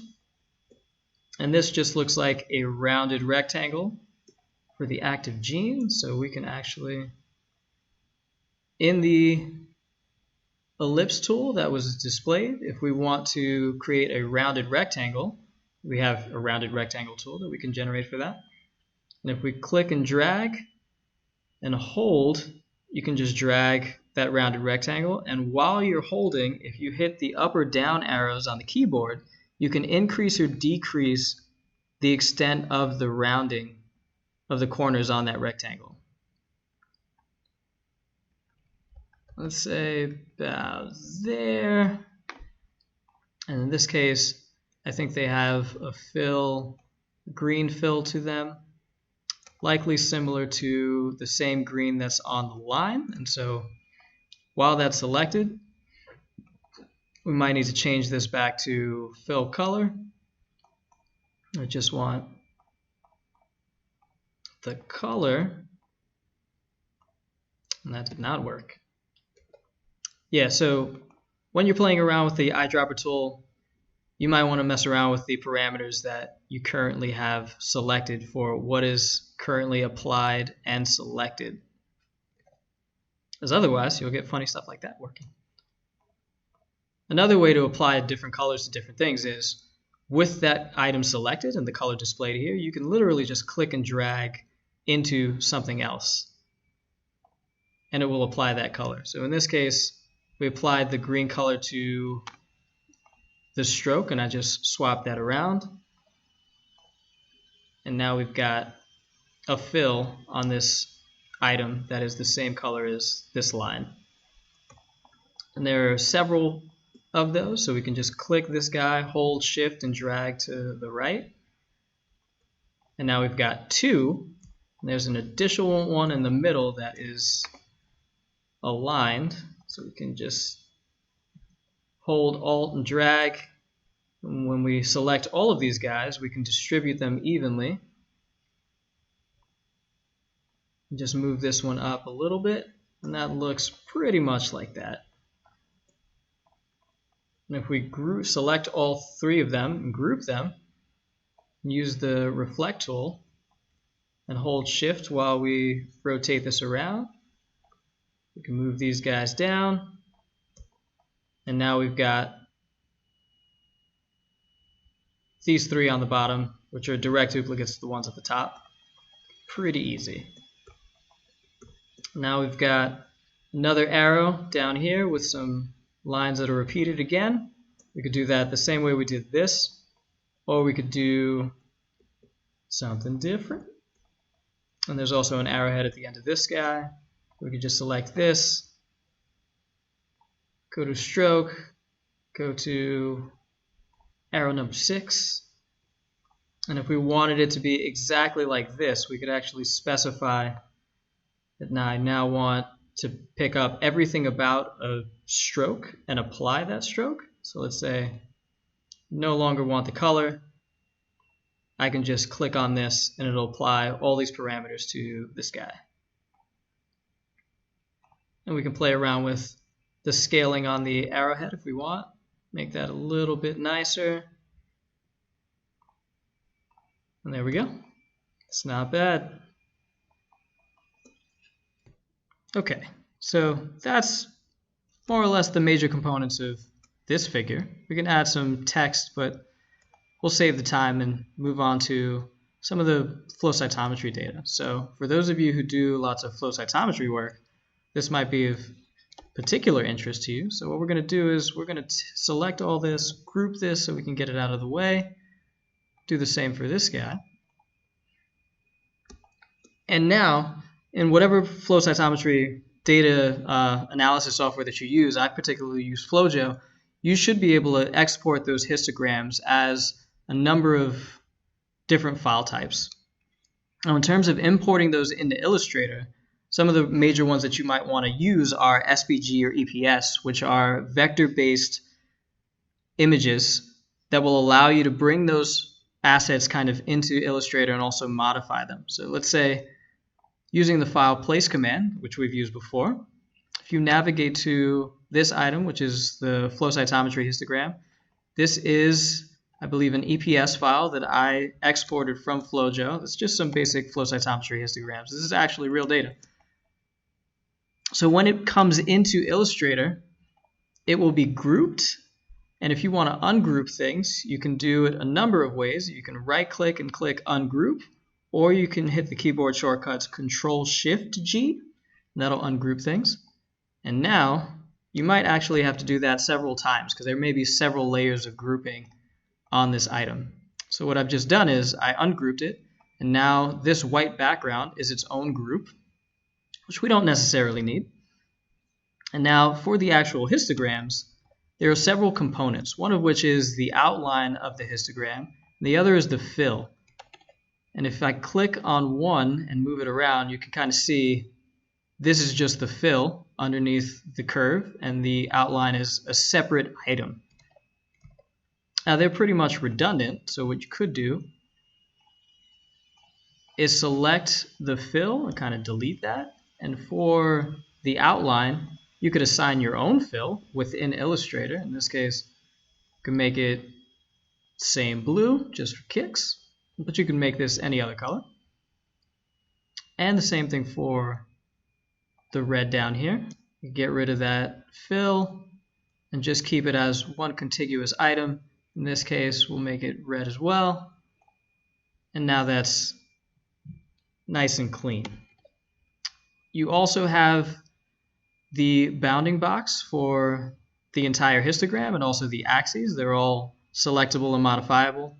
Don't really need this information. So in the actual graphical abstract, you just have kind of the axis on the X and what those units are, GFP, arbitrary fluorescence.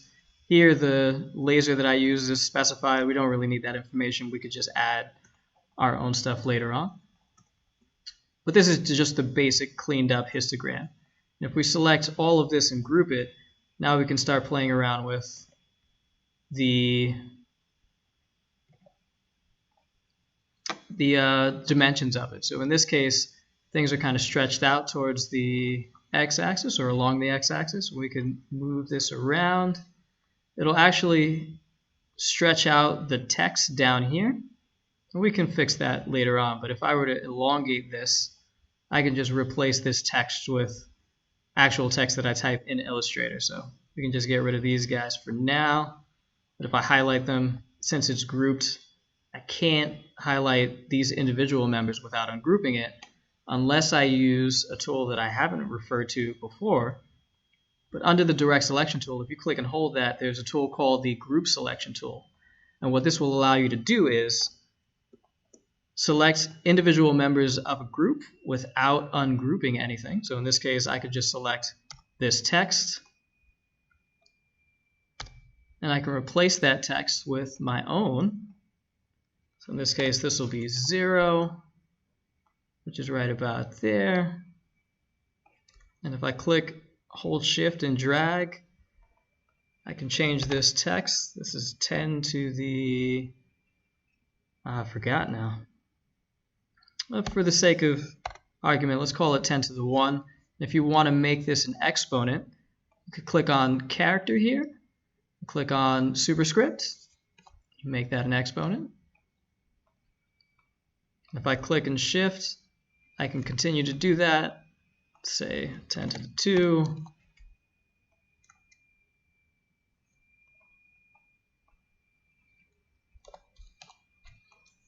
So on and so forth. So now we have axis numbers or axis labels are good. We can add what that actually is. Let's say GFP arbitrary units. And we can center this along this graph.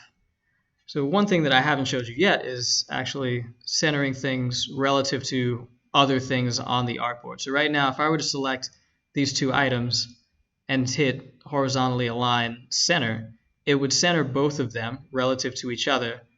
But what you'll notice is that I shifted the positioning of these the scale relative to where these numbers are. And that's not necessarily what I want to do. What I wanted to do instead is keep this in place and just align this to be at the center of this box effectively. So if I select this box, hold Shift and select this item that I also want to center, both of the objects are selected and I can center them relative to each other, or I can center them relative to one of them. And the way that you can do this is when you have multiple objects selected, you can select the object that you want to serve as the reference by selecting it again. And what happens is it'll become doubly selected and it'll have like this extra bold outline for the selection. And now when I use any of these parameters, this will be the reference object. So if I do that horizontal align center again, this is the only thing that will be moved, and it will be aligned to the center of this reference or key object.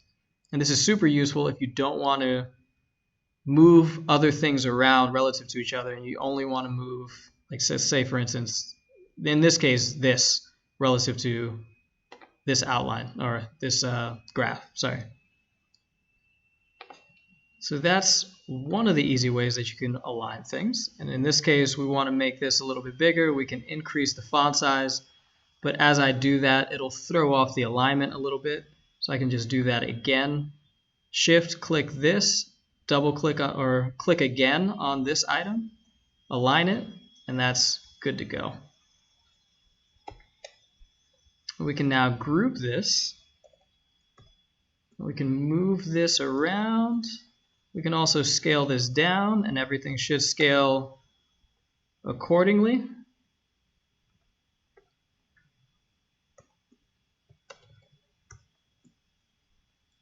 All right.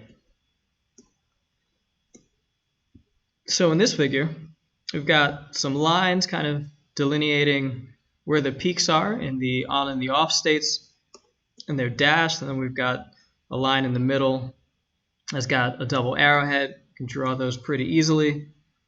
Let's say we drew a line like so, just hover around there, hold Shift and drag down. Right now that has no stroke applied to it. We can give it a black stroke. We can increase the weight just a little bit, just so that you can see it. And we can hold Shift, Alt, and drag that over to the center point of this guy. And right now, they're just super black and thick. In this case, they're a little thinner and they're dotted and gray. So we can select both. We can give them a gray color. And another parameter under the stroke tab is dash line. And so if you click that, you'll have a couple different parameters that come up, one of which is the dash, or the size of the individual dash. Right now it's at 12 points, and if I were to decrease that, the size of the dash will decrease, and I can also modulate the spacing between each dash, like so. And I think in this example, pretty thin, so we can also decrease the stroke weight. That looks about right. And if I click on this stroke again, it'll bring this back up, and I can play around with those parameters. That looks decent.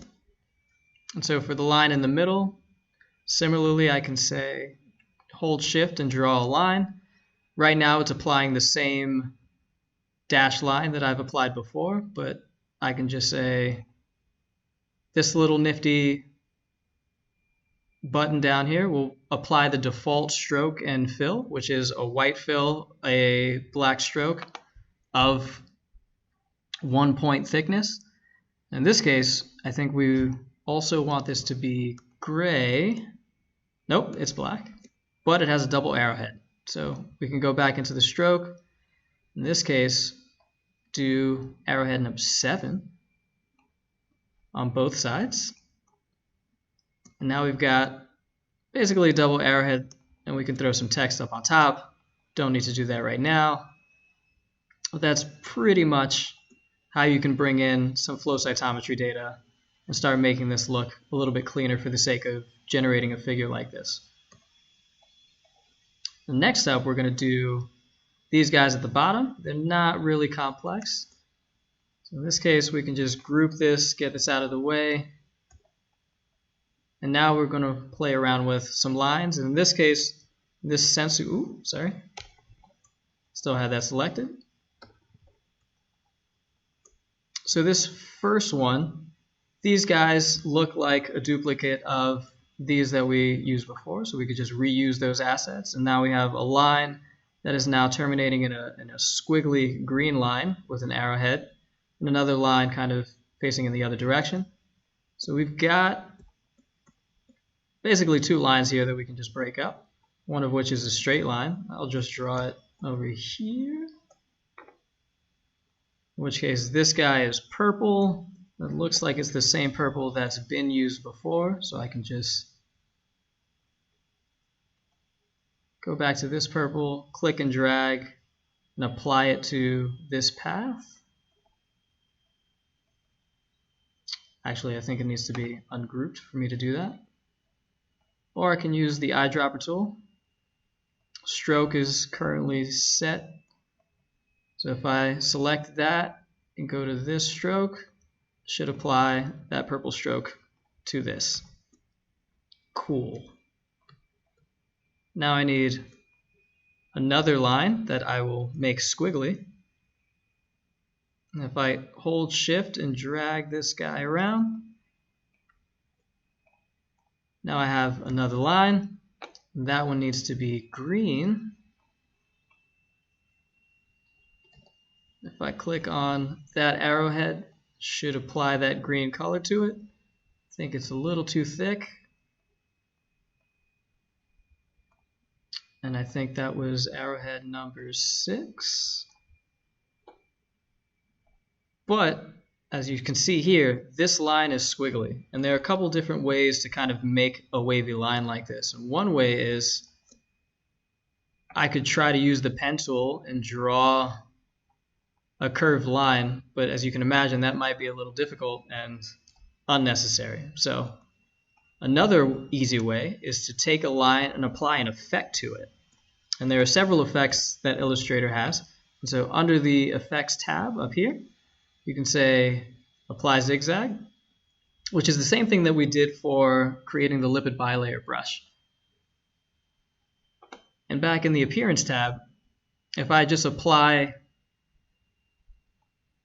this zigzag effect that's currently listed up in here, it'll apply whatever the last zigzag effect was that was applied. And in that case, it was for that brush and it wasn't very extreme. So we can click this zigzag box over here under the Appearance tab, make sure the preview is selected, and we can play around with the amplitude of that curve. But in this case, yeah. So in this case, let's make it a little less squiggly. We can increase the number of passes or the number of ridges in this segment. But in this case, we've got a straight line kind of at the end and also at the beginning of this line. So there are a couple different ways that we can do this. We can undo what we just did. And we can break this line up into several subcomponents. So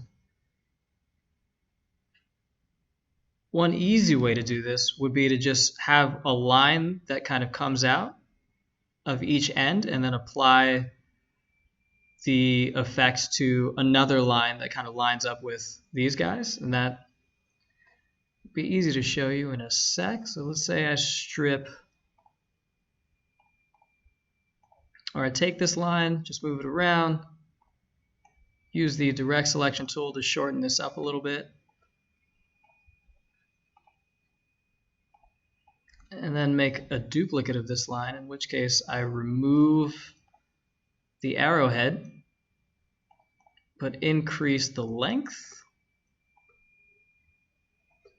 And this will be the portion of the line that we're applying this effect to.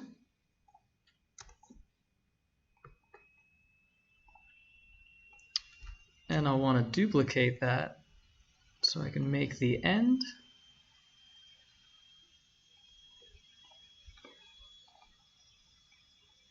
We'll just make sure that these lines or these points line up.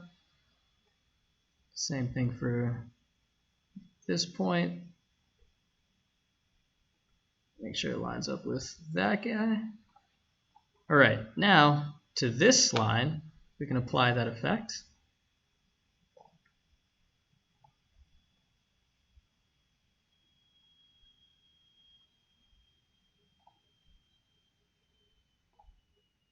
And that's still not quite matching up. So what we can do is break this up a little bit. And the way that we're going to do that is as follows. So currently, if we zoom in on this line, you can see that when I hover over it, it still looks like a line, even though it's wavy. So this is basically a straight line that has a zigzag effect being applied to it. What that means is, if I were to modify this line in any way, this zigzag pattern would accommodate whatever that modification is. So let's say, for instance, I picked this point and dragged it around. You can notice that the zigzag pattern is still applied to this line, even though I've shortened it a little bit to increase the amplitude. But that's not really what we want. What we want to be able to do is actually modify this path. And so what you can do is, with this selected, you can go up to Object, Expand Appearance. And what this will do is it'll convert that straight line that had an effect applied to it to a curved line that I can now modify. So for instance, I could pick this point now and pull that around, and I can change this shape effectively however I want without affecting the path. The only bad thing is I can't modify this in the same way that I did with the zigzag effect over here. Now, if you notice, let me undo that. This current line has no effect applied to it anymore. So it's just several points that are curved now, and I can modify these points as I need. So for the figure, these lines need to match up, and what we can do to kind of make that a thing is we can draw a guide and line it up with these other lines. And while that guide is selected, we can lock it down. We'll lock it down over here. And what I want to do is I want to add some points to this path. So I'll select it, and then using the pen tool, add a point right about here, and then another, let's say, over here. Now I can delete some of these extra points in this line Now I have basically what I want. So these aren't connected yet, but I can select these two endpoints, and using this join button, I can connect these endpoints like so. And I can do the same for this side. And if I do that, you'll see that it lost the arrowhead, which is not horrible, but it basically applied whatever stroke settings were on this line to the line that I extended it into. But that's okay, so we can just go back to stroke, go back to the arrowhead. I believe it was number 6. And I believe it's applied to the wrong end, which is fine. There's a nifty little button here that allows us to quickly switch the ends. And now this looks pretty much like this. The amplitude is a little shallow compared to this figure, but that's something that we could have changed in the effect, the zigzag effect, before we converted this to a path, but that's okay. So same thing for this reverse arrow. I can just duplicate this. If I click on it, hold Alt-Shift, and drag up, I could create a duplicate of that. And in this case, this guy has an arrow on the other end. I can add that arrow, same way that I've been. This looks a bit big, so I can decrease the scaling a little bit, and also increase the spacing between the two adjacent points. And in this case, this arrow is kind of hanging off the edge, so we can just simply hold Shift, drag that over, and that looks pretty good. For these vertical lines, we could just draw a line like we did before, or we could use the blend command. In this case, I'll just draw some lines and then duplicate them.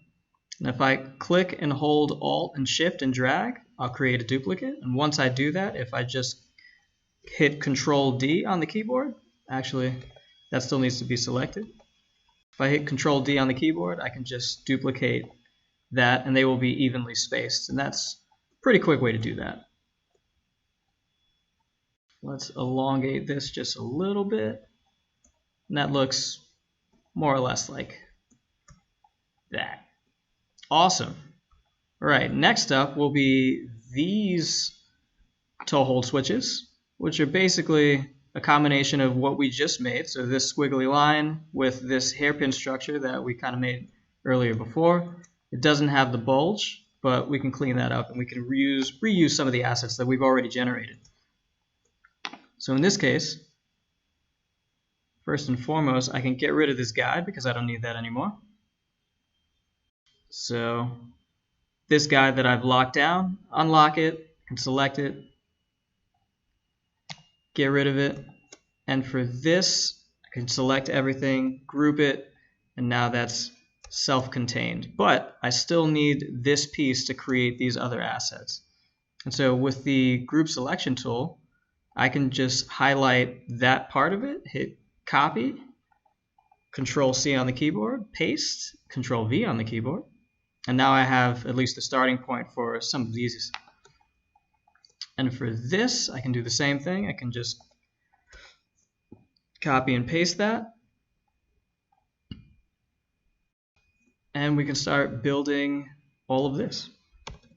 So, in terms of cleaning this up, right now it's grouped. It might be easy to modify it if I ungroup it, so I can start selecting some of these subcomponents. For instance, there is no bulge in these hairpin structures, but I do have a bulge here, so I can just delete those bulges. And in this case, I'll need the direct selection tool to just delete this point. But now I have a break in the hairpin structure, which is fine. We can select these endpoints, join them, and now that's a closed path. And we could do the same thing for this side. Close that up.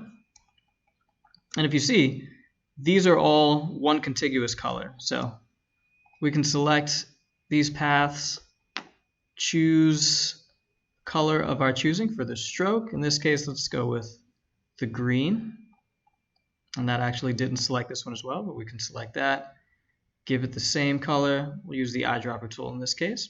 Bam. Looking good. We've got some empty space in between here. And these guys are duplicated lines. And it might be a little difficult to add more lines in here that are evenly spaced, but we can just Control Shift drag and Control D that. You notice if you're nitpicky, there's a little bit more space in between these two than there are throughout the rest of them. So what we can do is, as we've done before, we can drag and select all of these, and using the distribution tools, we can vertically distribute along the center, and that will evenly space these. So that looks good. And you'll also notice that this green is a little bit darker than the green that we've been using throughout the building of this. So if we select all of these paths, and with the eyedropper select this green instead, we can apply that green to the rest of these guys, and that's now clean. And also, I just noticed there's another breaking point here. So if you remember before, we broke this up so that we could change color, or make this a distinct color from the rest of the hairpin structure. But right now, we just have a break in the path. So what we can do is we can select these 2 points that are here, join them, and that'll clean that up. Okay, it's looking good. So now at the end of this, we need this squiggly line instead. And what we can do is we just drag this up. This is a little too long. We can just delete that. Actually, I'll leave that for now so that we can center this. We can select these 2 points, join them. And now the same thing that happened before is happening again. This stroke is now applied to this part of the line, and it didn't have an arrowhead before, but we can add one now.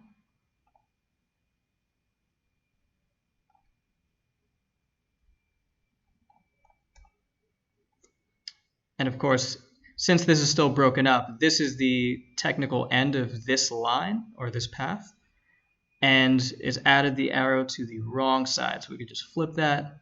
This looks pretty big. We can decrease the size of that to your liking. Say 50% looks good. And this squiggly line looks like it's much closer to the hairpin structure. We've got a lot of space here. So what we can do is use the direct selection tool, select all of these points, and on the keyboard we can hit the left arrow key. Actually, I'll select all of them. There we go. If we hit this left arrow key, we can move these closer to kind of tighten up this space. We can do the same for the rest of this. Also, a useful keyboard shortcut is if you simply use the left and right or up and down arrows in this case, you can move things around by about 1 step. If you'd like to move them by a greater number of steps, if you hold Shift while you're holding down the arrow keys, it'll move them in larger increments. And this is pretty helpful when you're trying to line things up or just move things around slightly. But that looks pretty good. So what we can do is we can select all of this, group it, and now we have at least one instance of one of these. And if we wanted to change the color or scale this however we want, we can simply just click and drag and hold Shift to scale, selecting one of these corner points. And we can click, hold Shift and Alt to create a duplicate. And in this case, if we double click on the group, we can enter that isolation mode that I mentioned before, and we can select just the green path. You'll see that the color is displayed here, and we can select some other color that we want for it, say yellow, and we can do the same thing for the other colors. Now the reason why those parameters aren't displayed here is because we currently have more than one type of path selected, and it displays this question mark symbol because you have several colors here that are currently selected. In this case, you've got the yellow stroke for this outer line and then a black stroke for these guys. But if you double click on this group and only select one subset, that is one of the colors, that will be displayed, and you can actually modify those colors accordingly. I believe the other color was maybe blue, and you get the idea. So that is those hairpin structures. in a nutshell. And the last little bit are these circuits, which seem to be these capsule-looking shapes with some lines, some slightly transparent squares that we've seen before. Actually, we maybe have never played around with transparencies, but dotted lines we've done before, arrowheads we've done, and these guys look like they're duplicates from some of the other proteins or simplified proteins that we've seen before. So for these guys, we can create these using the rounded rectangle tool. And it may look like a perfect circle terminated at like a vertical line, but if you click and hold for the rounded to create a rounded rectangle and hit the up arrows on the keyboard, you can round those pretty significantly. And so let's say that looks about right. We'll click on that, make it a black stroke. It looks like it's maybe two of these together. So one way to kind of terminate this is to simply delete the points on one end. And that might be too much, so just delete this point. And now we have an open shape that similarly resembles this guy. And we can actually select these endpoints, hold shift on the keyboard, hit the left arrow or right arrow key, sorry. We can close this up a little bit. But this is currently an open path. And in this case, it's closed. So we can, as we've done before, we can select these endpoints, close them up, and now that is a closed shape that resembles this shape over here.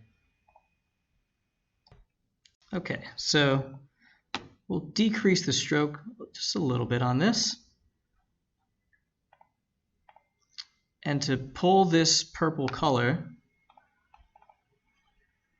we can change the parameters for our eye droplet to focus on fill color. Pick that, and now that has applied this purple color to our shape. That's looking pretty good. Next up are these little arrows, and the arrows seem to track almost perfectly this curvature of the shape that we've just built. So we can actually use this path to generate these arrows. So if I click on this, hold shift and drag, I can make a duplicate. I don't need a fill on this because we're only going to be using the outline. And we don't need this to be a closed path anymore. So we can select those points that we closed before, and using this button instead, we can cut the anchor points, and it'll basically cut this piece away. And now we can delete that, and now this is open again. And if we apply some arrows to it, it will apply a contiguous arrow. It'll say this point is the start or the end, and this is the finish or the start as well. But we need to break this up so that we have two different arrows. So an easy way to do that would be to create a guide that kind of highlights right where you want to cut this, and then lock that guide down. We'll zoom into this for a little bit.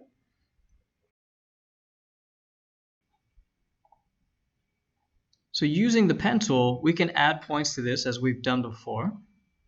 We'll do it right on the guide.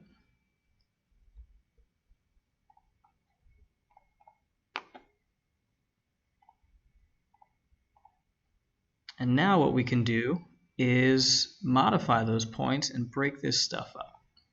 I guess we don't need the guide anymore. We can get rid of this. And using the direct selection tool, we can select these points that we just made.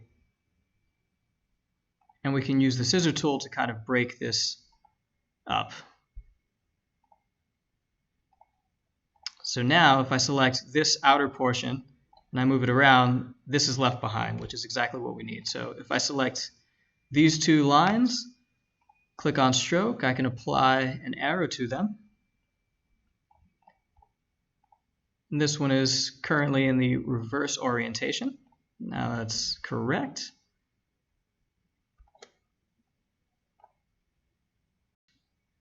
And this is looking pretty decent. Let's zoom out for a little bit. Yeah. These were actually kind of further in the curvature, but that just depends on where you chose to place these points. We can fix that later on or redo it, but for right now, we'll just leave it as is. These lines also have round circles on the other ends, so what we can do is add, we'll have to do this one by one since they're being considered two different orientation paths. So for one arrow, if you scroll down, there's actually a ball that we can use for this. And we can scale that down so it looks decent. Same for the other arrowhead.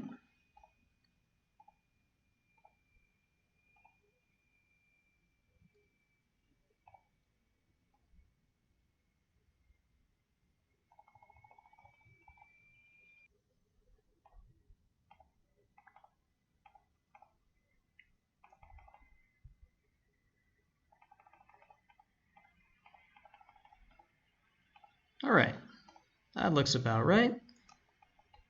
And there's an additional arrow towards the end, so we can just draw a line at the midpoint. Click and drag, hold shift. Now we have a line that we can apply an arrowhead to, same as we've done before. Let's do number 5. Reverse the orientation on that. Decrease the size of the head just a little bit. We'll do 80% so it matches up with the size of these. And that looks pretty good. So if I select and highlight these, I can group them and I can move them into position. But right now, these are actually a little bit smaller than the object in the background. So I can click on one of the bounding box squares, hold shift and drag this down. And now this is a little bit smaller. We might need to clean this up a little bit, but if I click and select both of them, I can align them both horizontally and vertically. Now they're nice and aligned. We might need to extend these points a little bit. So if I select these endpoints, just move them out a bit, I can now select this group, move it further in. This endpoint should be moved out a little bit as well. Now that looks pretty similar to what we have over here. Maybe the stroke is a little bit thicker. We can increase that pretty easy. Looks good. And if I select all of these and group them, I can hold Alt and Shift and drag, create a duplicate. And now for this fill, I can go back to my eyedropper tool, make sure that the focal fill color is selected so that I just do the fill and I can apply those colors to it. And there's one last one.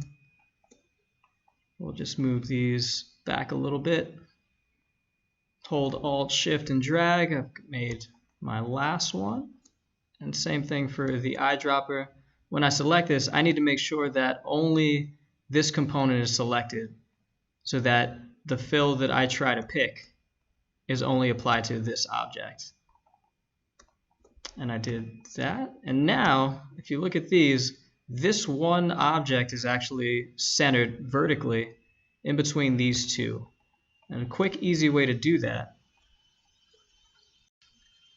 is to select all three. And we can say vertically distribute. And that will vertically distribute all three of these. And it'll center this effectively in between these two. So that's all lined up. And the last bit seems to be these dashed arrows and some slightly transparent boxes that we've used before that I believe are depicting proteins. So let's say we just use some of these that we've created before. We can move those down here. Let's scale them down just a bit. We also need a curved arrow like this. And this looks very similar to this curve that we've already made in these. I can actually just reuse some of the paths to generate that asset. So for the sake of just showing you how to do this, This group, I can double click on it, enter isolation mode, and select one of these members, which is this colored box in the, or colored shape in the background. I can copy that and double click outside of this group to exit the isolation mode, and I can paste that. Now I have just a duplicate of this. You can do this a number of ways. This is one of them. I can strip this of its fill because we just need the outline. And I can start deleting points so that I just end up with this curvature or this curvature. It doesn't really matter which one. So if I just look at this, I could delete these top points, and now I have more or less one of these guys. And I'm just going to mirror this just so it resembles the direction of this arrow. I can add an arrowhead to it the same way we've done before. And in this case, it's a gray dashed line. So in the stroke tab, I can create or make it a dashed line. I can increase the dash spacing. This actually might be a little difficult to see without me zooming in. We can decrease the size of the dash.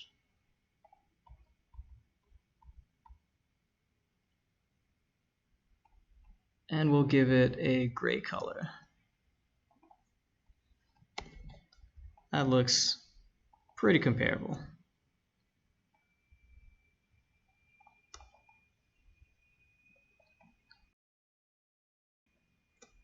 And of course, you could size this so that it matches up with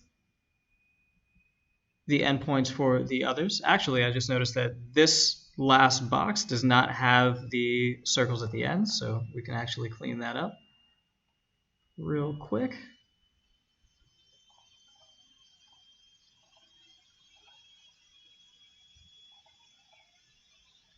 So another thing that I didn't mention is when you double click on a group, you enter isolation mode. But grouping can also be nested. And what that means is in this group exists a subgroup that is just the lines that I built with these arrowheads. And if I double click on that subgroup, I can modify single members of that group as well. And this is all done without ungrouping any of this stuff. So grouping is really helpful organizationally, but it can get tedious if you need to modify individual members of a group and you have several nested groups in them, which is what makes the group selection tool that much more powerful because it allows you to identify or modify those individual members with a single click instead of double clicking many, many times. So we'll actually use that and go back to the stroke panel and strip these endpoints off, or the balls at the ends of these strokes. And we did that with a couple button clicks, so not too bad. So now this line should be ending or lining up with the tip of this arrow. We can move that around. Let's move that out that way. And there needs to be another one that is reflected just below it. So if I use the reflect tool, hold Shift and Alt, I can reflect that and now move this guy down so that it matches where it needs to be. And we can move all these around so that they line up. And that looks pretty good. Let's move this up just a little bit so we can see. Get these out of the way. Ooh, this is not grouped. Okay, that's looking pretty nice. Now, these boxes are different colors. I can, just for the sake of showing you how to do this, I will modify just one. Let's say I select the top points, and I can elongate these just a little bit, make them more rectangular like they appear here. It looks to be a little smaller, so I can hold Shift and drag this around to transform them, make them smaller. And I can place them down here. There seems to be 3 per. We'll actually make this a little bit smaller.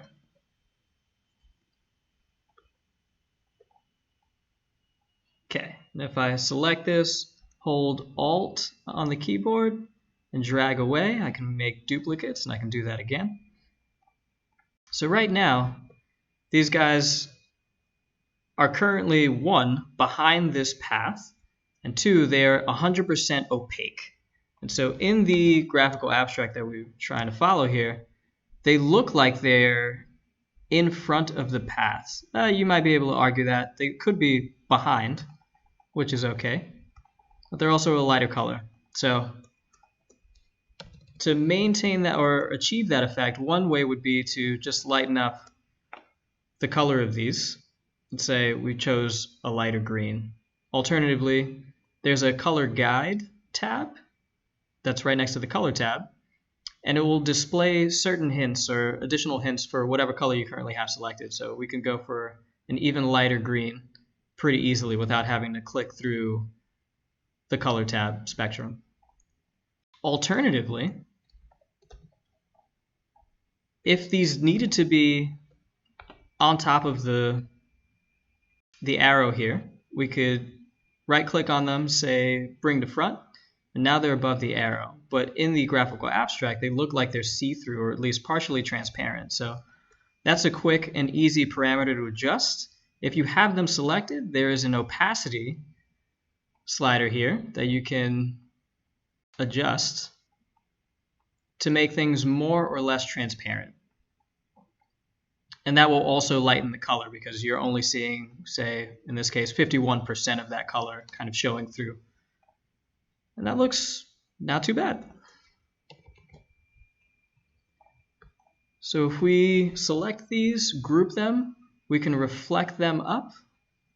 Alternatively, we can completely delete this path, group this with the arrow path, and reflect the entire thing. So we guarantee that whatever's up here is exactly the same as this instead of trying to move individual components and trying to match them up. So we'll do that. Hold Alt and Shift on the keyboard to lock this into set 90 degrees rotations. And we can just reposition this vertically so that it lines up. We can select this subgroup, change the color, and now it maintains the opacity. These are all lined up the same as these. Everything looks fantastic. And we can just add duplicates of these green boxes towards the end, but that's pretty much it. And that, my friends, is how you make this graphical abstract. Okay, last graphical abstract that we're going to go over is one of my favorites. So if we deselect the visibility from figure 2, go instead to figure 3, and make sure that that layer is currently selected, what you'll see is this last graphical abstract that I've pulled from Cell. And so it's broken up into a couple different simpler components. So there's a few simple shapes here, some different fills. There's a gradient fill in the background. We've got some drop shadows applied to what look like antibodies, some basic text here. Then we have some concentric circles that are partially transparent, or at least decreasing intensity in terms of the color. And also these items that are above these concentric circles are a little transparent. We've got a body outline here. And we'll go over quickly how to make basically all of these components. So first and foremost, we'll start with this cancer cell figure here. So what I'd like to do is just free draw this. And you can do this with the pencil tool, which is over here. And we can draw more or less what that oblong shape is. And right now, the pencil tool will kind of smooth out whatever I've drawn freehand. And I don't think this is a closed path yet. These don't exactly match up. And there's currently no stroke or fill applied to it, so we can throw a black stroke in there just so we can see what's going on. And if we take these 2 points, let's delete them. Actually, let's not delete them. We'll move one and then select both of these, close this up. So now this is a closed path. It's got a bit of a sharp corner here, which we don't want, so we can use the direct selection tool, select that corner, and make sure that it's smooth. And that kind of smoothed out that sharp edge there. Now, this isn't necessarily as smooth as I'd like it to be, so I can select this, and if you click and hold over the pencil tool, we can select what's called the smooth tool. And the smooth tool will allow you to smooth out paths that you've drawn or generated in some other way. And we can literally just click and drag around some of these bends to smooth things out. And you can do this multiple times until you're satisfied with the level of smoothness of your path. So this is a little oblong on this side. We can select these anchor points, move them in a little bit. We can select these handles. We change this around.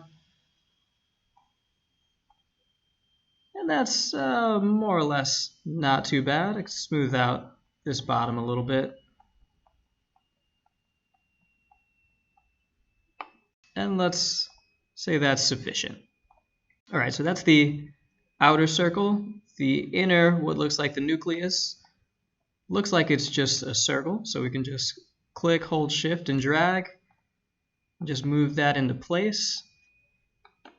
And it looks like the outer membrane is a dark gray, so we can click on that, make sure we have our stroke selected here. We can just select some dark gray.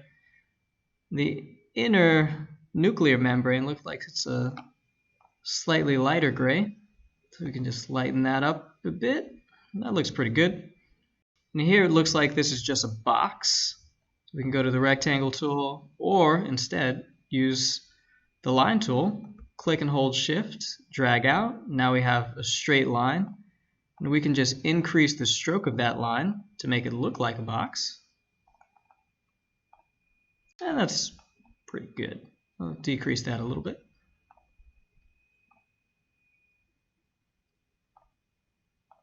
And if you want to get nitpicky, I would argue that this should be behind the membrane. So we can right click on this, go to arrange, send backward, or depending on where it is, send to back. And now that edge is a little cleaner. This seems to terminate in a circle. So we can just go back to the ellipse tool and click at the end of this and hold Alt Shift and drag out, and that will generate a circle that is perfectly aligned to the end of this line.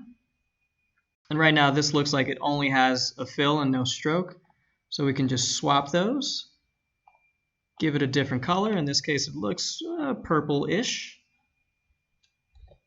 And see, if I selected that purple color, it would apply it to the stroke currently. So I have to make sure that the fill is in the forefront here. Click on that purple again. Now I've got a purple square, or a circle, sorry. Now on the Sin Notch T-cell on this side, we've got what looks like a hemisphere. So we can actually just click, hold Alt Shift, and drag this out. We can enlarge this, and I'll show you why this is useful in a sec, using the scale tool. And hold Shift. Now we can flip this, because we only want the outline currently. So using the direct selection tool, I can delete one of these anchor points on the left-hand side. And when I do that, I end up with just a hemisphere, just like this.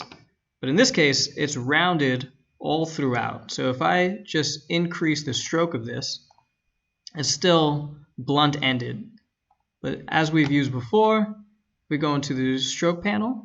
We can change the end cap to a rounded cap, and now that resembles what we're trying to go for. And we can just simply click and drag this, move it into place, and that looks like it's a pretty tight fit. We can maybe decrease the stroke just a little bit, give it a little bit of space in between. Same thing for this. Looks like another line, so if we click this line that we've already made, hold Alt and Shift and drag, we'll create a duplicate. And we can apply this color to this stroke a number of ways. We can use the eyedropper. We can click and drag this directly onto the line, and that'll apply it as well. And we can just make sure that this is contiguous and well placed. Right now, or before, it was a little bit of white space was in between, so we just want to clean that up. All right, that's looking good. This TF looks like a rounded rectangle box with just some block text in the middle. It's pretty simple to execute. So if we click and hold on the ellipse tool now and select instead of the rounded rectangle tool, we can click and drag. And right now, since we used this before, the roundness of the edges are pretty extreme. So if we, while we're holding the left mouse button down, if we hit down on the arrow keys, we can decrease the extent to which those corners are rounded. And this is one of many ways actually to do this, but it's the quickest way, I would argue. So we click, say that's about what we need, more or less. Right now this is a dark gray fill, looks like a lighter gray stroke. So for the fill, we can give it dark gray. And for the stroke, we can give it a lighter gray. And it looks like this stroke is pretty thin, so we can decrease the weight of that. That looks pretty good. We can drag that up so that it's vertically aligned to the center point of this, as it is in this case. And we can drop some text in here. So if we just click in the canvas, it'll drop in some filler text. And we can just change that to TF in this case. And the text here is white, so we can just, for the fill for the text, change that to white. Right now it's set to Myriad Pro Bold. If you did this for the first time, it'll probably be set to regular and a much smaller font size. I was playing around earlier today. But we can size the font a number of ways, one of which is you can click on these bounding boxes and hold Shift and drag them down. If you don't hold Shift, then it will deform them and it won't maintain the aspect ratio. We want to just keep the font nice and easy to read. So holding Shift and dragging is one way. Alternatively, the keyboard shortcut for increasing and decreasing font sizes specifically would be Control Shift and the less than or greater than signs. So if I just hit that, I can increase the font size in either direction. And this makes it a little bit easier and quicker if I'm trying to size it to fit into a particular box, for instance, like this. All right, now with the font selected, I can select this box, I can double select it, and now this is set as the key object, and I can align this font relative to this box without moving the box, which is exactly what we want to do.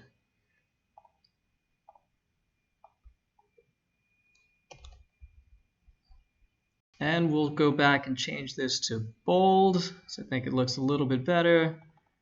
Decrease the font size a little bit. And that looks pretty good.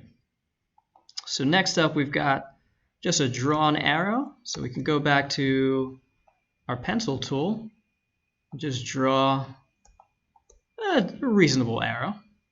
And then we can go back, use the smooth tool, try to smooth this out.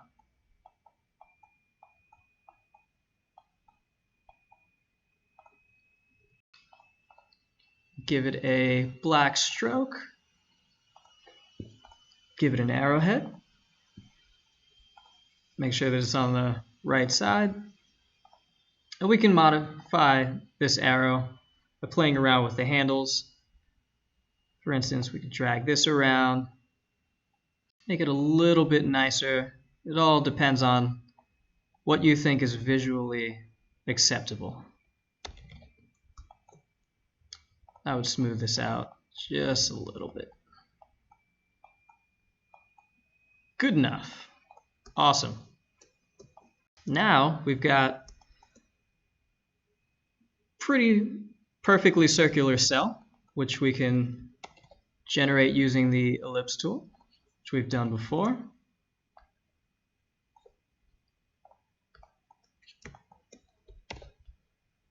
I'll actually start moving this stuff over just so we can see what we're doing.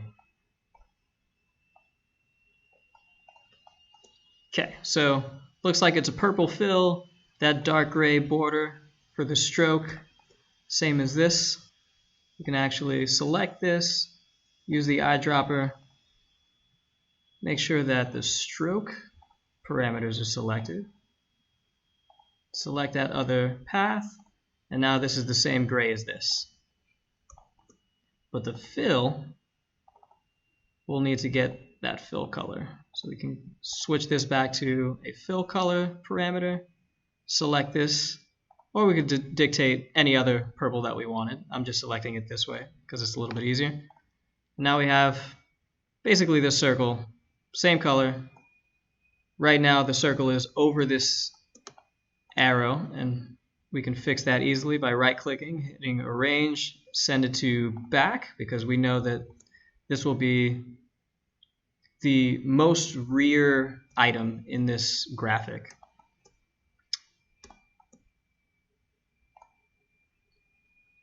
And we'll need to reposition a lot of this because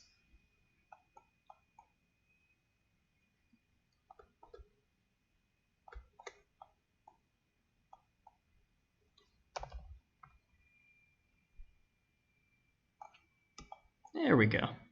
Not bad.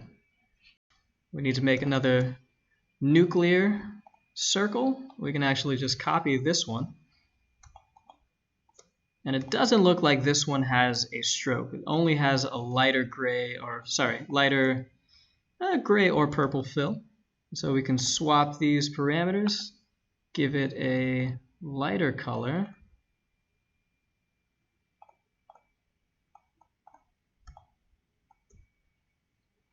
And the last thing for this is what looks like a promoter driving some coding sequence. And that's a pretty simple thing to build.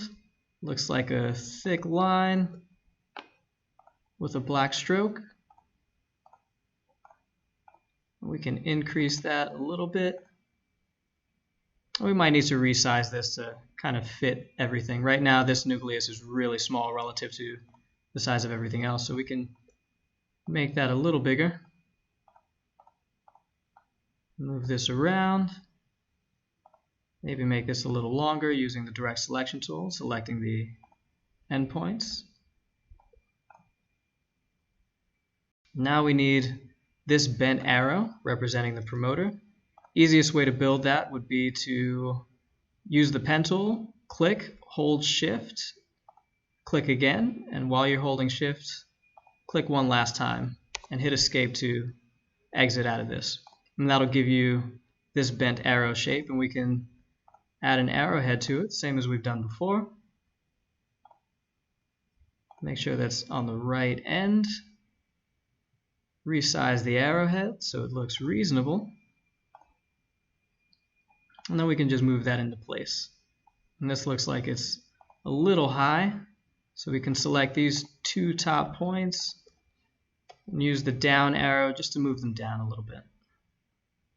This actually looks way bigger than it needs to be, so we can just resize all this.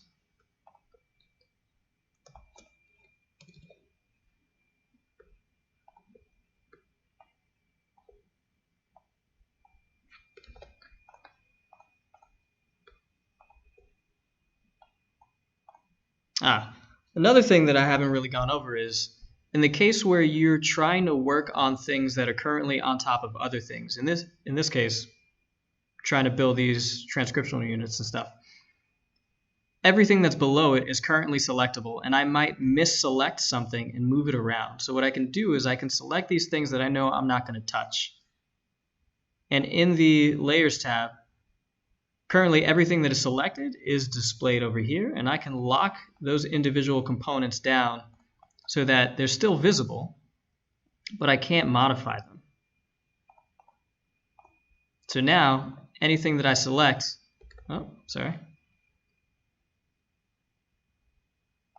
there we go.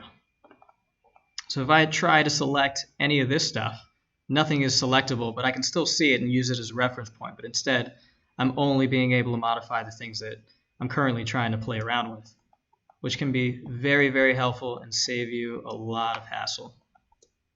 So for this, we need another orange box. Before we do that, we'll clean this up a little bit.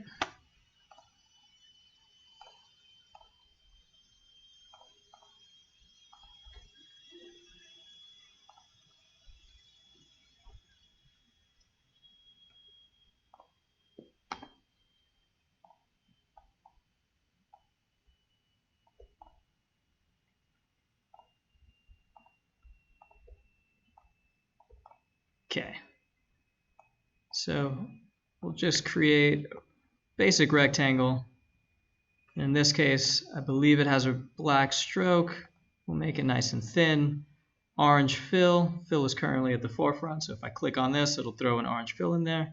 I'll give it a lighter color. And that's more or less like that. And let's just extend this point out a little bit, just so we can see that. And that's it's pretty good.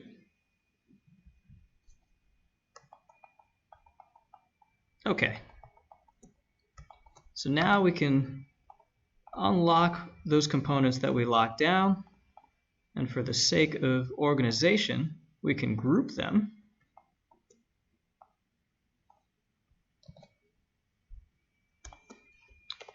And now we've got some arrows that track perfectly.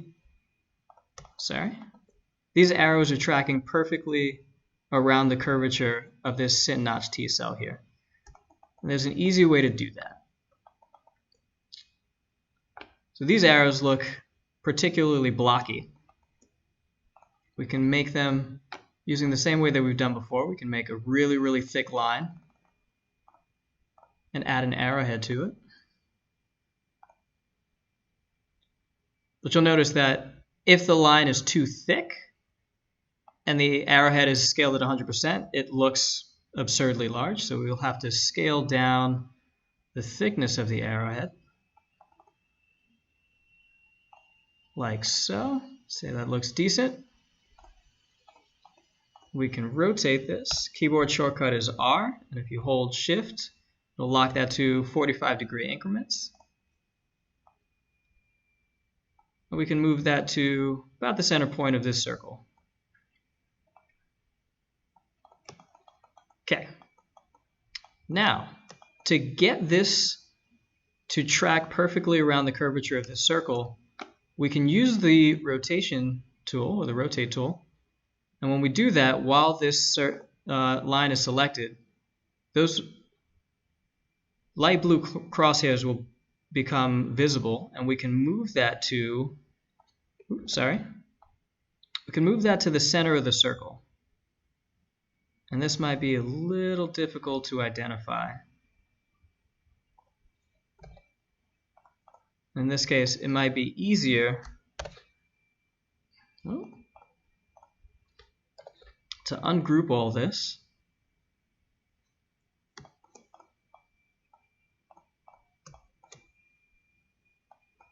Yep, make sure that's ungrouped.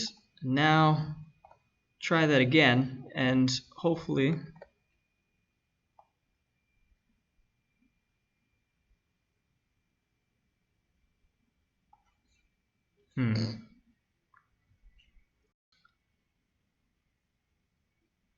Okay, so what's happening is it's a little difficult for me to move this point to the exact center point of the circle because there's so many other things that are in front of this circle that are kind of interfering with the way the smart guides are trying to help me. So one of the ways that I can kind of fix this is I can just select this circle, copy it, and paste in place. And so that differs from paste alone, or Control V on the keyboard. If I just paste, it'll paste it basically wherever the center point is of what I'm viewing on my workspace. But if I hit Control F, it will paste exactly in the same place that it originally came from, it being the thing that you copied. Now, I can just use this circle as a guide to place this line. So I'll move that to the midpoint. A couple ways I can do that is to select both of them, double select the circle, and then vertically align this. to the center. And now, when I have this selected and I go back to the rotate tool, I can move. This is sometimes a little difficult to identify, but if I move this to the center of this circle, when I execute the rotate function, this is now the center point of that rotation. And so if I click and hold Alt, I can create a duplicate, and if I hit Control D, I can do the same thing. So now these guys are tracking directly around the curvature of this circle. And we might want to increase the spacing here to kind of mimic what we've got over here. So let's say delete these guys. We'll do this again. Put that in the center. Rotate it about.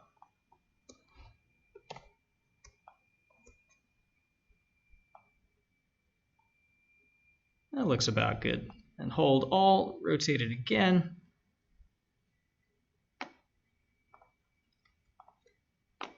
And what we can do is we can reflect these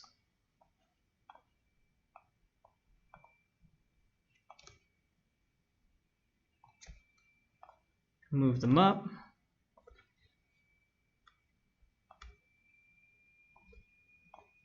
Now we've got a set of arrows that are tracking nicely around this curvature. You could do this a number of ways. Instead of reflecting, we could just continue to rotate. Or for instance, we can start at the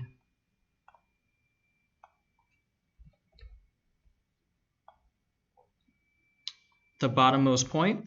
We can hold Alt, rotate it up, and then hit Control D a couple times, and now these are all exactly evenly spaced as we need them. And you can play around with this just to get the kind of feel that you're looking for. Now we don't need this circle anymore, so we can just select it, delete it, and now we've got the full figure that we need.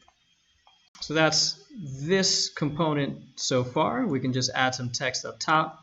That's pretty simple to do. We can use the text tool, drop in some text.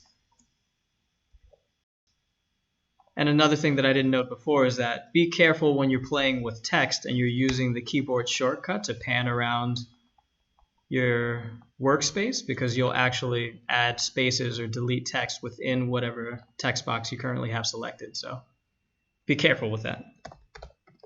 Let's just say cancer cell.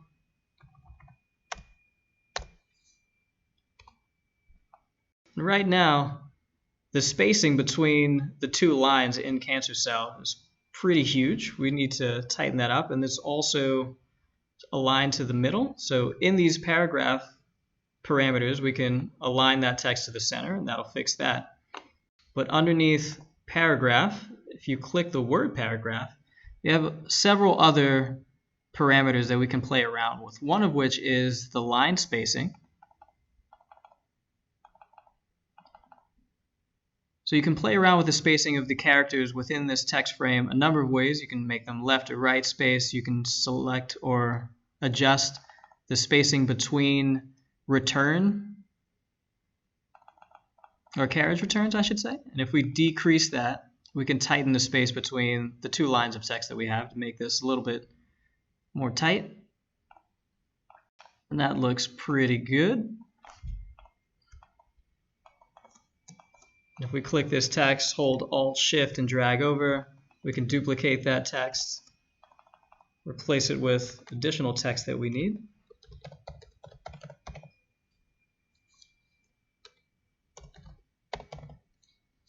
And those parameters that we adjusted in terms of the line spacing between the carriage returns is maintained since we duplicated all the information that was in this text box. And let's say that looks good. All right.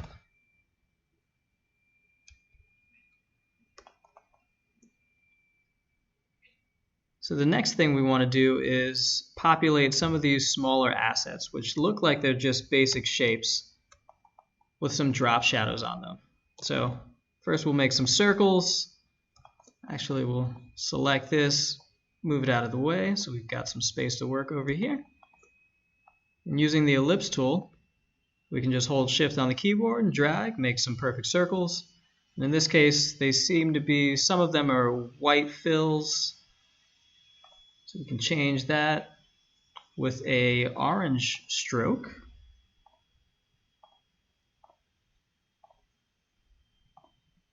And they seem to be a little bit smaller than that. Maybe increase the stroke just a smidge.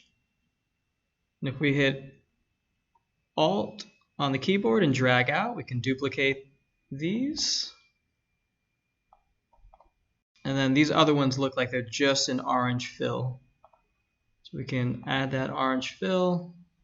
I'd argue you don't really need the stroke, so we can get rid of that just in case. Actually, I was modifying those parameters without anything selected, so I need to do that again.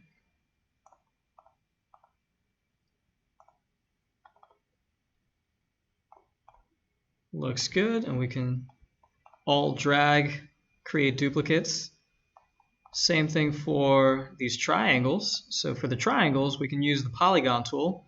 And if you click and drag, you can generate polygons of any specified number of sides. And if you use the up and down arrows, you can increase or decrease the number of sides of the polygon that you're using or trying to draw out.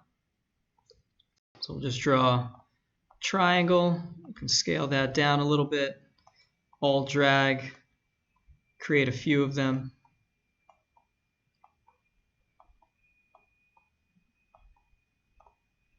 And we can rotate these around a little bit just to make things a little more interesting.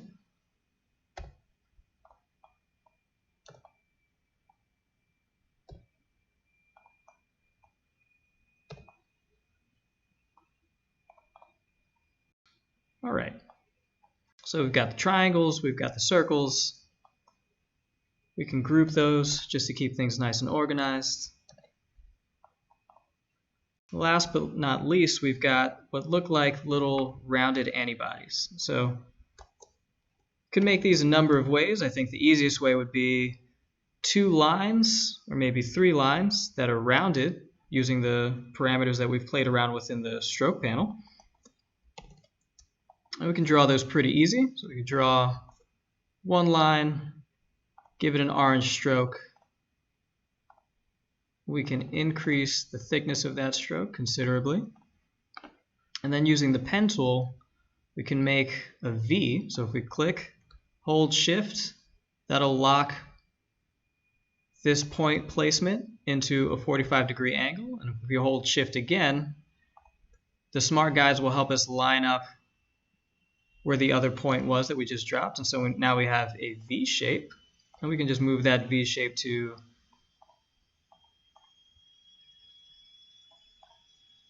the top of this other line that we drew. If you look at it, it's not quite centered. So if we select both, we can align them.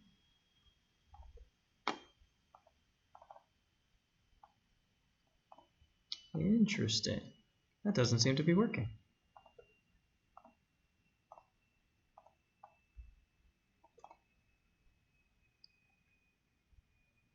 All right, well, we'll play around with that a little bit, but let's say that's good to go. If we select them, we can group them. If we modify the stroke, we can add rounded end caps to them, and we can increase the stroke. And that looks pretty much like these guys. If we decrease the size a little bit, make them around the same order of magnitude of what these are, that looks pretty good. If you look closely, these orange colors aren't exactly the same. So let's use this as our base color. I can take that color and apply it to these.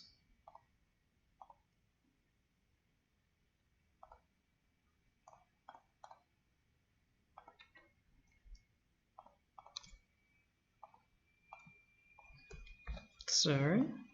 Alt and drag. And if I Alt and drag again, Now these oranges match up. This is actually a darker orange, so I can click that color and drag it over, and now you can see pretty clearly that they're not actually the same color, but we are making them the same color. There we go. That looks good. And so we can Alt and drag, we can copy and paste, we can do any number of things to make several duplicates of these. We can select several of them and hit Alt and drag and create several copies that way as well. But the big feature here is that they have drop shadows. And drop shadows are an easy thing to implement in Illustrator with a couple different effects. So let's say, for instance, we selected all of them. We go to Effect, we go to Stylize, we can select Drop Shadow. And if you have the preview selected, you can actually preview, as you change all of these parameters, how those will affect what the drop shadows look like. You can change the color, you can change the extent to which they're blurred, any number of things. So we'll just leave the defaults currently selected. We don't need to get too fancy with this, but you can play around with a lot of these parameters to really achieve the specific look that you're trying to go for. And also, now that this drop shadow is applied to this object, if I were to duplicate it, that drop shadow is also going to be duplicated as well, so you don't have to go in and individually modify drop shadows for each individual item all the time. Okay, so that's pretty much the whole top portion of this figure. And it's not looking too bad. We can move these around, we can rotate them around, give them a little bit more diversity so they don't look super plain, but that's the gist of what this is. Now, start playing around with the bottom. So on the left, we've got an outline of a human body that looks like it's vectorized. We've got some concentric circles that seem to be reused over here, and then these same cancer cells with these surface epitopes, or whatever they are, kind of displayed. They're all just kind of thrown in here. We can just make duplicates of this, throw them around, but these concentric circles are kind of interesting. They're pretty easy to implement. So in the ellipse tool, when you have that selected and you just draw on the canvas, you can draw either a perfect circle or an oval of any size or shape that you want. But you can also just single click on the canvas, and that'll bring up this dialog box that I may have mentioned early on. And this allows you to specify the width and the height of whatever you want to draw instead of just physically dragging it out. This link symbol, if you click on it, it will constrain the height and the width and make it basically a perfect circle. And so if we just made a circle of, say, 1 inch, actually this constrains the aspect ratio. So only if you have equal height and width parameters and this checked, it will create a perfect circle. Otherwise, it'll create some oblong shape of a specific aspect ratio that you want. Anyway, we've got several concentric circles that seem to be stepping up in a fixed size increment. So one of the ways that we can do that is we can just swap the fill here, because these guys look like they just have fills, no strokes. And using the same command, we can just increment up by, say, 1 inch the circles that we're drawing. 3, say 4. Say there's 1, 2, 3, 4. That seems to be about 4 circles. So now we've got 4 circles of different sizes. And we need to change the colors of them. So the smallest circle seems to be the most rich orange, and the larger circles are kind of tapering off in terms of their intensity. So we'll leave this guy the same, and in the color guide, we can start picking lighter colors. Oh, actually, the stroke is currently selected, so we'll deselect that. Make sure that the fill is the parameter that we're playing around with. and we can decrease the tint on each successive circle pretty quickly. But if you look, they're actually in the reverse order that we need them to be in the figure. So we can right-click on this, hit Arrange, and say Bring to Front, because this will be the frontmost item. And for this, we'll need to arrange it and bring it forward, because it doesn't need to be all the way in the front. It still needs to be behind this circle. Same thing for this circle. You can say Arrange, Bring Forward, and this is going to be all the way in the back, so we can just say Send to Back. Now this one is above, this one is still below what it needs to be, so we can say Bring Forward. And that one is still too far back, so we can say Bring to Front. They're still not aligned, so we can select all of them and say Align horizontally and vertically, and now they're completely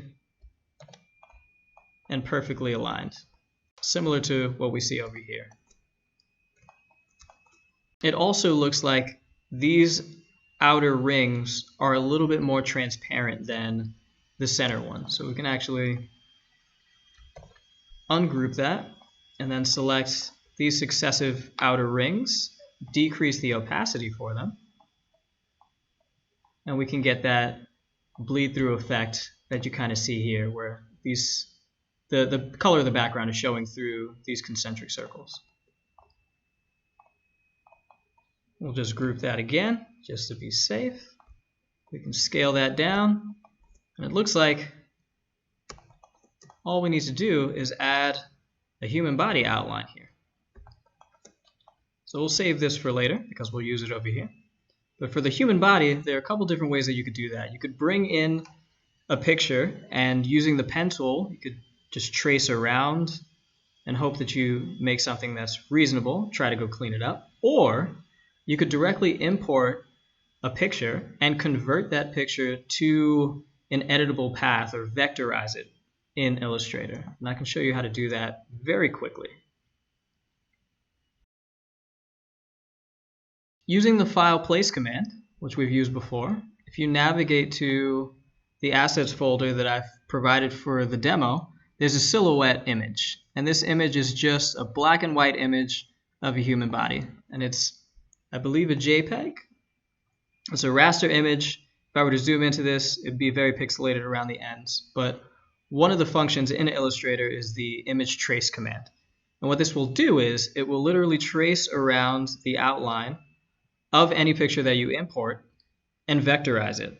And so for images that are with have a high contrast, where it's like very, very clear distinction between black and white, the default functions work great. So if I just hit trace, it will vectorize this.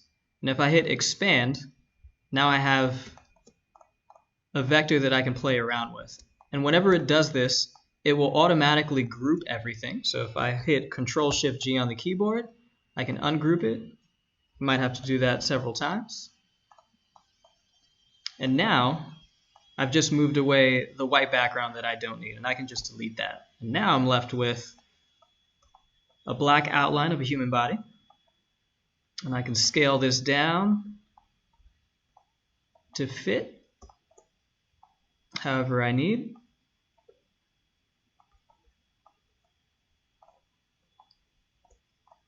Right now the fill is black. I can instead make the fill white and give it a black stroke. Looks pretty good. In this case, I believe that the stroke is actually a dark gray, the same dark gray that we used here. So I can use the eyedropper tool, grab that gray,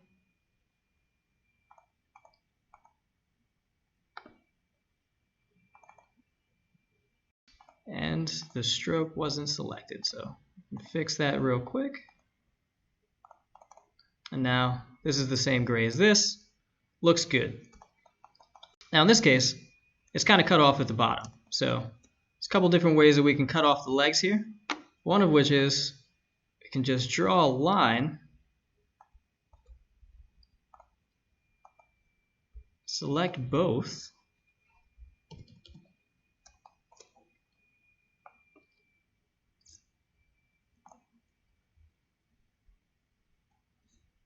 actually we don't want to draw a line. We can instead draw a guide, lock that guide, and then use that to guide where we want to drop some anchor points in. So if we have this whole path selected using the pen tool, we can drop anchor points at the intersection of this path and the guide real quick. And we can get rid of this guide, don't need it anymore.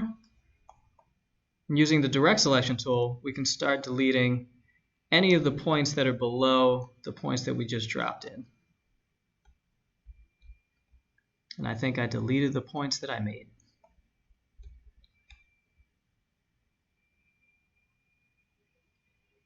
Oh, I mistakenly placed points only on one side of each leg. So we can undo that.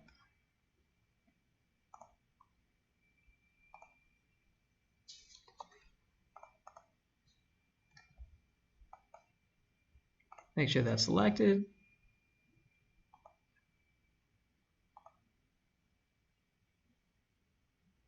Ah, it did.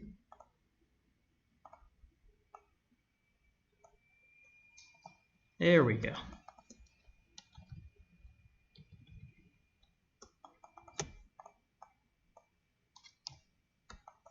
Okay. Now we can get rid of this guide for real this time. If I zoom in, we could close this up if we wanted to. We don't necessarily need to, so we can select both of these points, close them, and now we've got a human body outline chopped off with the legs, but that chop is perfectly straight. We can throw in these concentric circles. I'll hold Alt and drag over, and then hold Shift as I resize just to maintain that perfect ratio.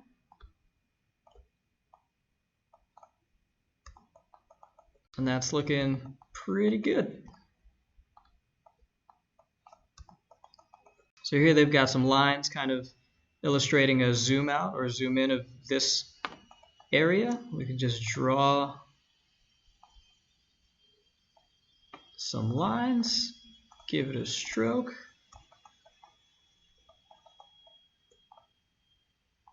We can reflect this line.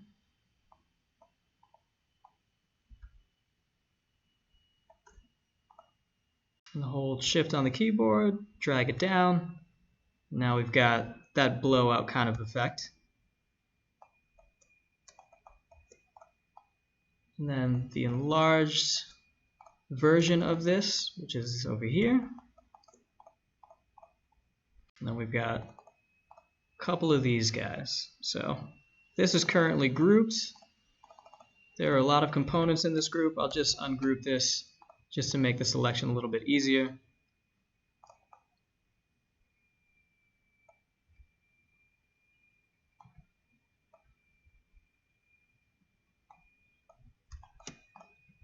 Now we've got a duplicate cell.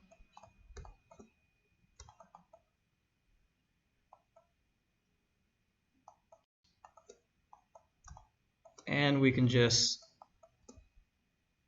Alt-Shift or Alt and drag, rotate these around. Oops, sorry.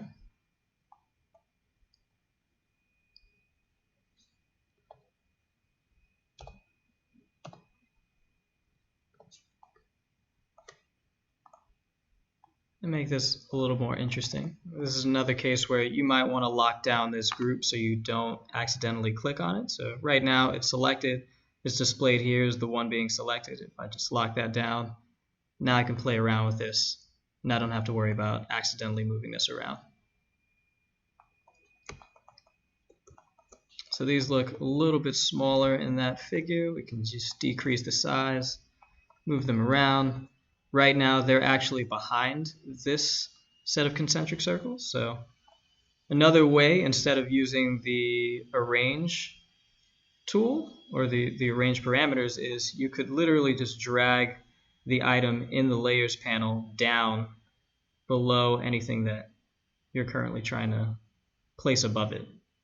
That might be a little tricky, especially if you have several components that are currently displayed in that layer, but it's just another way to do it. So for the sake of ease, I'll unlock it, right-click Arrange, and send to back so that it's all the way at the back of this whole layer. So now it's all the way at the bottom. I lock that down, and now all of these cells will be directly above it. So in this case over here, it looks like these actually have a fill that's partially transparent. So these cells don't have a fill, but we can add that. So let's say give it a white fill. Let's give it 50% transparency. And now if I move that over, you can see that the white fill in this cell is now lightening up whatever's behind it. I might want to increase that a little bit, just so it's more pronounced.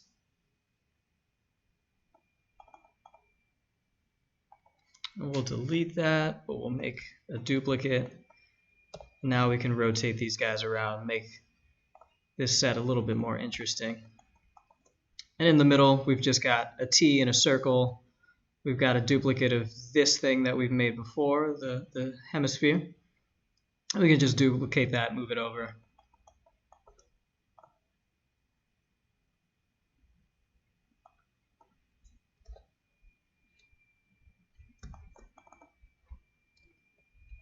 In this case, it might be helpful to regroup these components.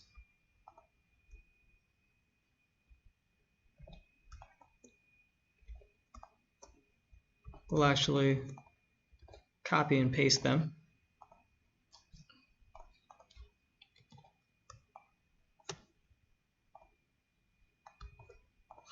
We don't need that, we just need